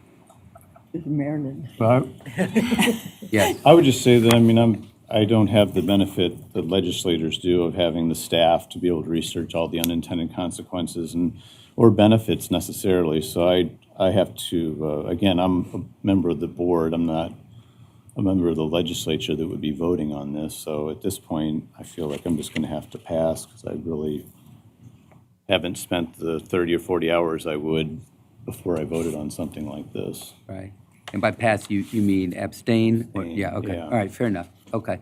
Other board members, thoughts or comments? Can I just ask the members of the legislative committee to reiterate what your conversation was that you concluded to bring this statement forward? Is it you that brought it Probably. forward? Yes. We've talked about it today, about the fact that the budget's hung up primarily because of the transportation part of the budget. And this had either just begun to be talked about or it had been talked about for a few weeks. So when we met, I brought up the point that I felt this was irresponsible.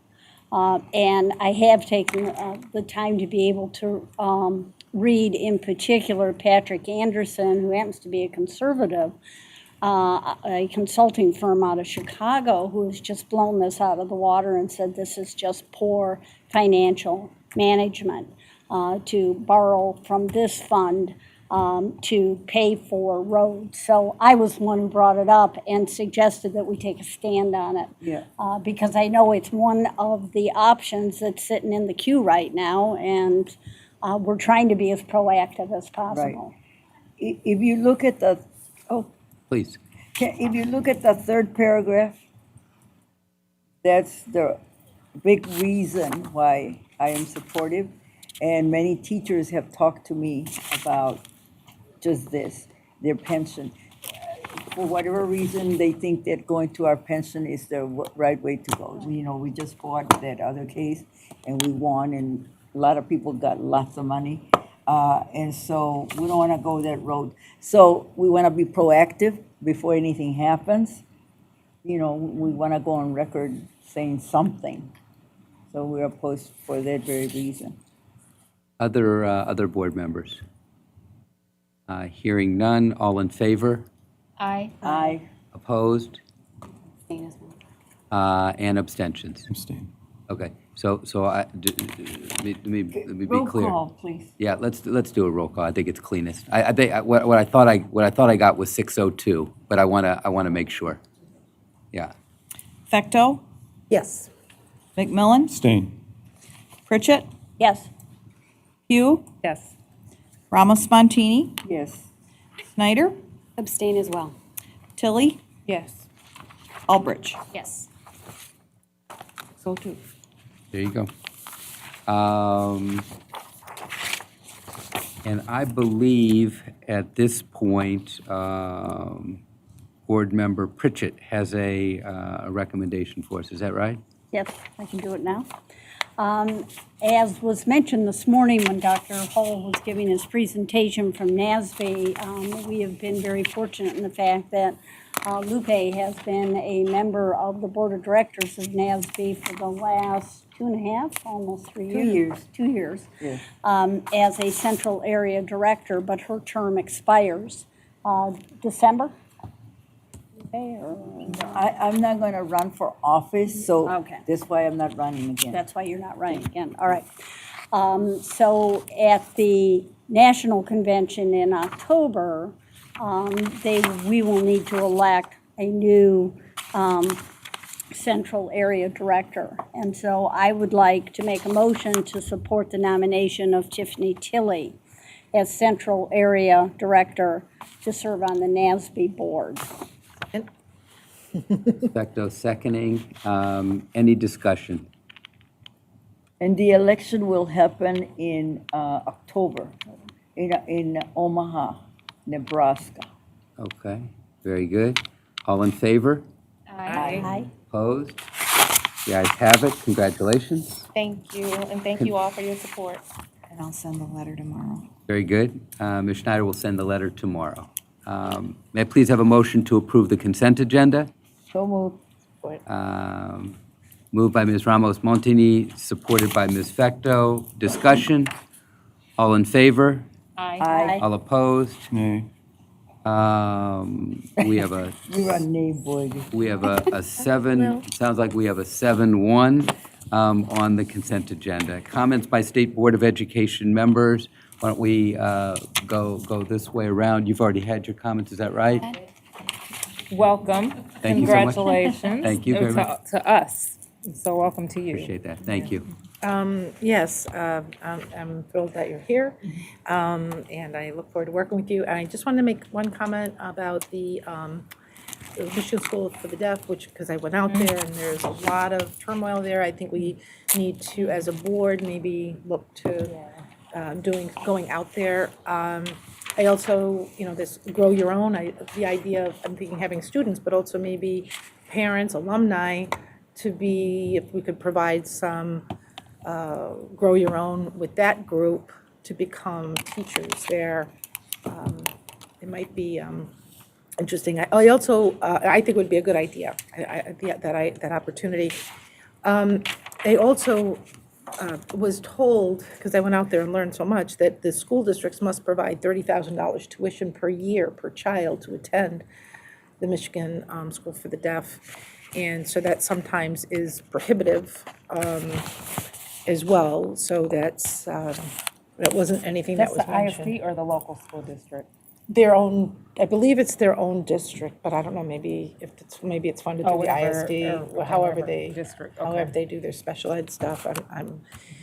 But I know, my understanding, you have to go to their district and get the money, and get them to sign off in order for them to go, and it's often a struggle. And their enrollment has gone way down from about 500,000 to, about 500 to 100, a little over 100. So the enrollment is way down, and so there's lots of things. To the question, oftentimes it is off the top of the ISD's special education allocation.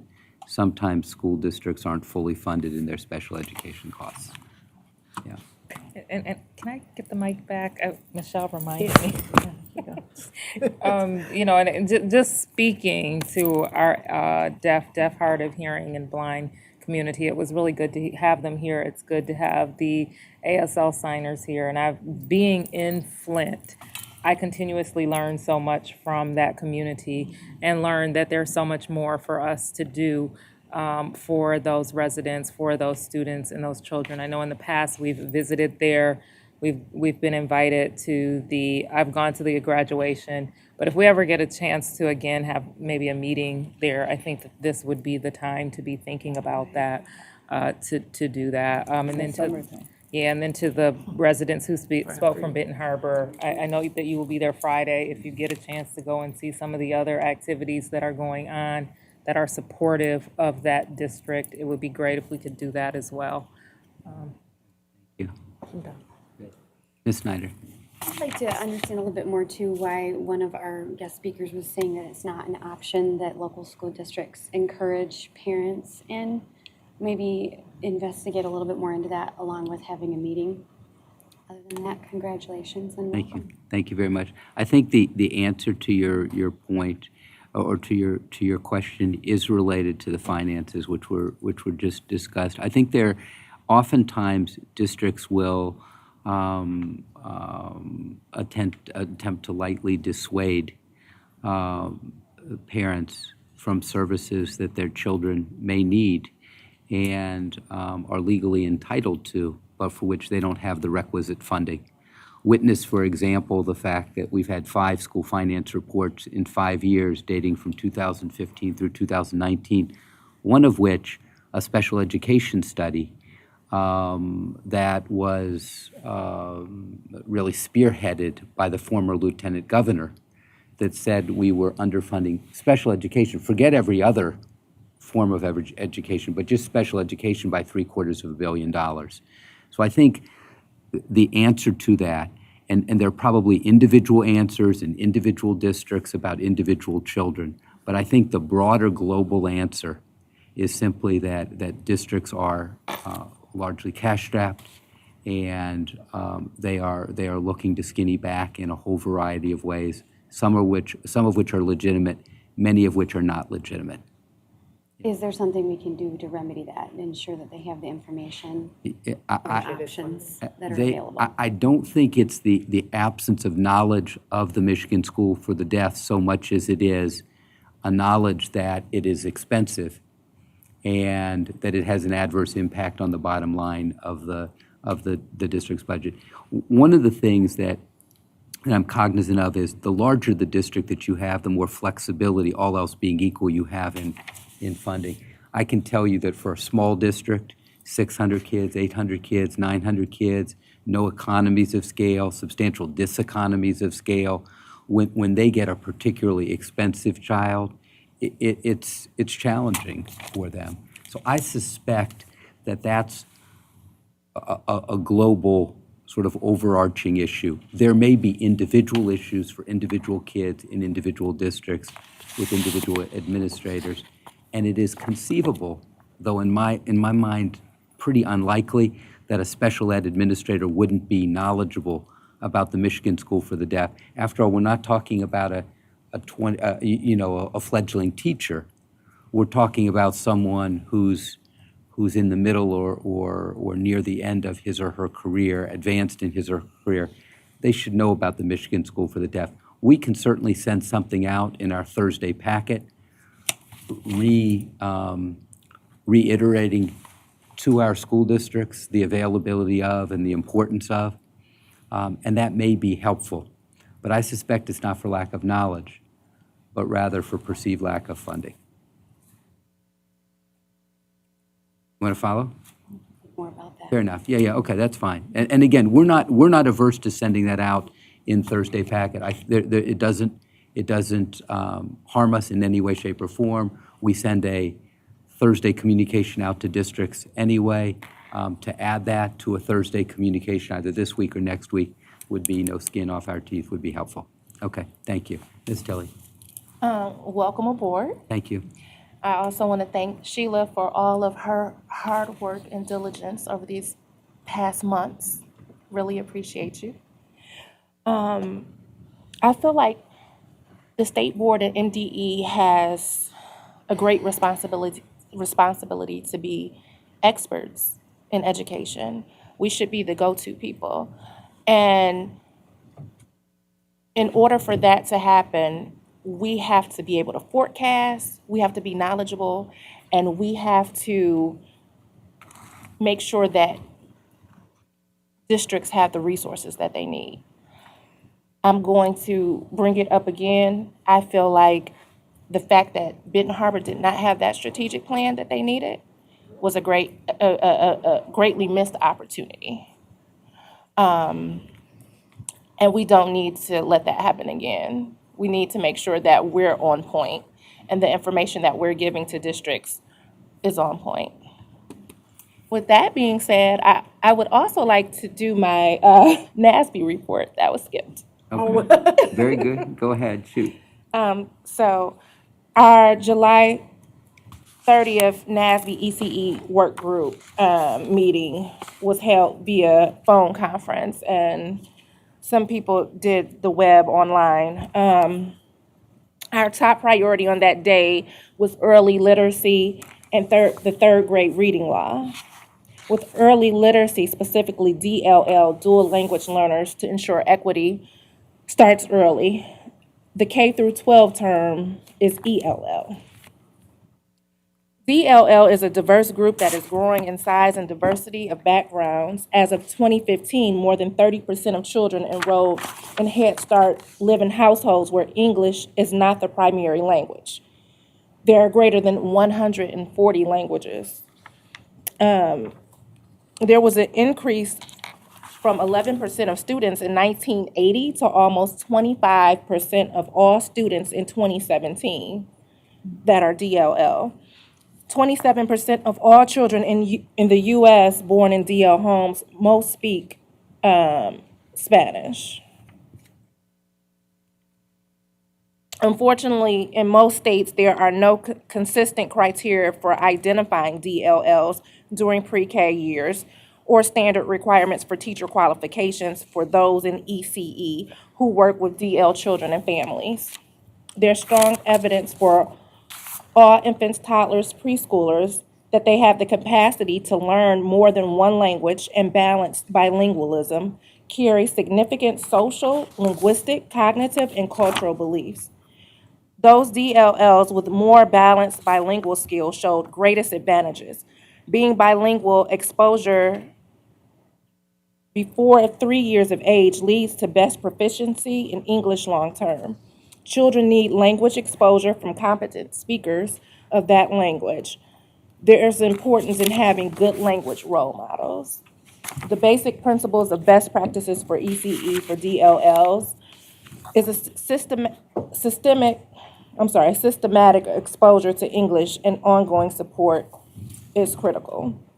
Another thing that we talked about was the third grade reading law, and I know that's important here in Michigan because we're going through it now.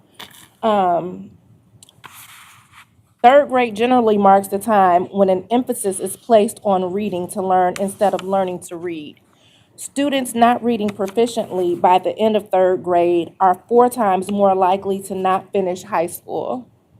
The graduation rates are horrible for those that are below basic readers. The graduation rate that they fail is 77%, compared to 9% of basic readers and 4% of proficient readers. Illiteracy plays a huge role on the graduation rate. Retention, what we know. Generally, research suggests that grade retention may have positive effects in the short term, but there are long-term negative implications. Possible short-term benefits include increased reading proficiency. Retained students are more likely to drop out before completing high school. Retention may have a negative impact on a student's social and emotional adjustment. Retention is an expensive strategy. You're actually paying for another year of school. Retention across the country is half of our states. They're using this third grade reading law. Instead of retention, we should be focused on intervention. The recommendations that came out are understanding what the landscape is of our state, policy mapping, identifying gaps, barriers, strategies, and funding. Not using a silver bullet approach. We need a comprehensive approach, early identification and intervention, consistent assessment and progress monitoring, retention as a last resort, building in literacy to other content areas, STEM, social emotional learning, social studies, gym, and more. And I added reshaping those policies around intervention instead of retention. Thank you. Thank you very much. Any questions on the report? Thank you, Ms. Tilley. Dr. Pritchett. Congratulations, welcome Thank you. aboard. Thank you so The much. meeting went very, very well.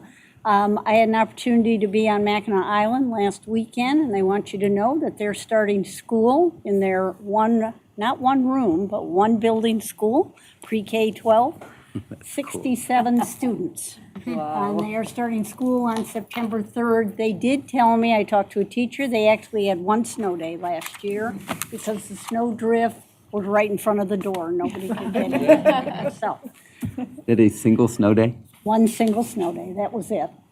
Those are some hardy students and Yes, they are. hardy educators. Ms. Ramos Montini. Well, I'm going to talk about a subject that we haven't talked about, and if I get emotional, please excuse me. But I'm thinking about those children. Well, let's go back to Mississippi and the separation of families, the separation of the deportation of 600 and whatever parents that were rounded up and taken into custody, and the children were in school. There was their first day, so imagine you being one of those. Imagine you're the parent being hauled away. Imagine those children, they don't know where they're going to go. Now, what are we doing in our state? Because there's a lot of children in our state that are American citizens, and this is what's happening to them.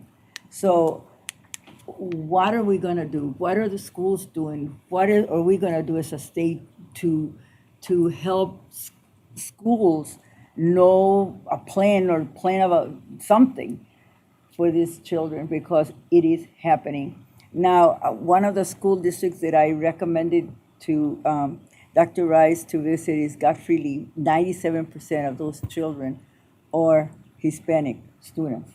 We have many schools throughout the state that are, and there's other ethnic groups, but I'm highlighting the Hispanics because the big problem is happening with them, with the other countries coming into the border.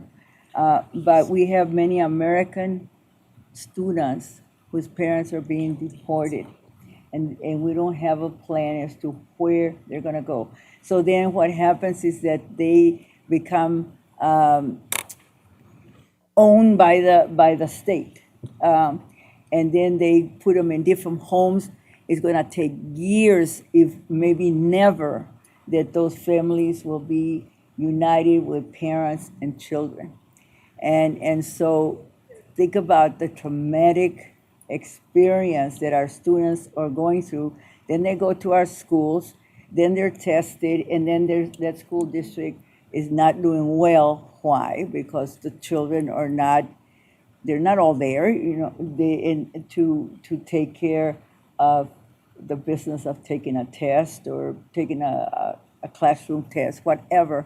But I think this is one subject that we have to start cultivating within the State Board of Education to see what we're going to do, what are we going to recommend to school districts to do with these students that are being left without a parent. And it really is happening when the children get home and there's nobody at home. And they don't go and tell the children, I'm going to take your father and mother home. Or they don't tell them, they don't allow the parents to go and say, hey, this is what's happening. Nothing like that happens. And so the children are on their own. And so they're our students. So what are we going to do? And Lupe, if I could just say this, because I can't remember who it was, but they were saying that their child, totally, just unrelated, just that the child was watching this on TV, and they were asking their mom, I don't know where I saw this, could have been on TV, but they asked their parent, were you born in America? Were we born in America? Because they were also being affected by it, so. There's a lot of anxiety by students. Mm-hmm. They don't want to go to school. They don't want to go anywhere because they're all scared. They're all worried. Am I going to be the next one to be picked up? So something students that I'm very worried about. It is true that there is an enormous amount of anxiety and an increasing amount of anxiety. There's no doubt about that. I still believe that schools are about as safe a haven as we have in our society.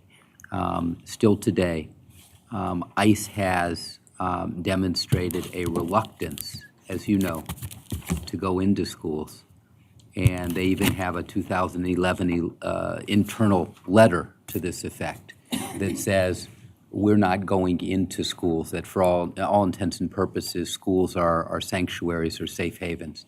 That doesn't mean that they can't back off of that internal directive. And a lot of us are concerned that they might do that. We should talk a little bit between meetings, you and I, about what might be appropriate direction. Because I know the direction that we shared in my local school district. I'd like to get your feedback in that regard. Because there's even, I was talking to Dr. Hall and about this, and what do we NSBE, what is NSBE doing? And he said that in Washington DC, they have a plan where, and they have a roster of people that have indicated that, let's say me, I am on that roster, and if your parents are taken away, I take you in my custody instead of becoming wards of the state. And so there's many families that have enrolled in case there's children that don't have a place to go. And, they go to families instead of the state. So there's different things happening throughout the country. There are, and we ought to talk about the likelihood of that happening in Michigan, or those sorts of things happening, and how we might advise our schools to approach that. They have a requirement to follow the law. They do not have a requirement to be ICE officers. Yes. There's a difference between the two. Yes. And we do not have to facilitate the work of ICE, particularly when ICE says that it's not going to come into our schools.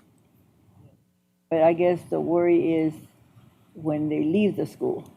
Are we responsible, school districts responsible for children as soon as they leave their home and go to school, and then we're responsible for them to come back until they come to their home? It is a gray area. It is a gray area. We are certainly responsible as far as the bus stop. Once a child gets off the bus stop, it's hard to argue if they have a half-mile walk that we're responsible during that half-mile walk. After all, we're not walking it with them. We need to do what we can within a community around that. But strictly speaking, we have responsibility when children are under our supervision and not beyond that. This is something I didn't experience in my teaching. My teachers are experiencing this. The teachers are experiencing it, kids are experiencing it, and quite frankly, the trauma that our kids are experiencing, not simply in these circumstances, but in others, are indescribable, and it's not a way to raise children. We can do better for kids. I agree with that. Anything more from state board members? Mr. McMillan, you had to leave? Okay, very good. Future meeting dates: Tuesday, September 10th, Tuesday, October 8th, Tuesday, November 12th, Tuesday, December 10th, all here with the exception of Tuesday, October 8th, which will be in Saginaw Intermediate School District. I know that there's some people are saying, yay, I have a shorter commute. There are other people who are saying, nay, I have a longer commute. But that's what it is, one way or the other. Right. If there are items that the board would like included on future meeting agendas, please let us know. We'll be working in the next few weeks to finalize next month's agenda. Otherwise, thank you very much. We are adjourned. Let the record show it is 4:42 and there is still sunlight. Feel about time. Two of my daughters.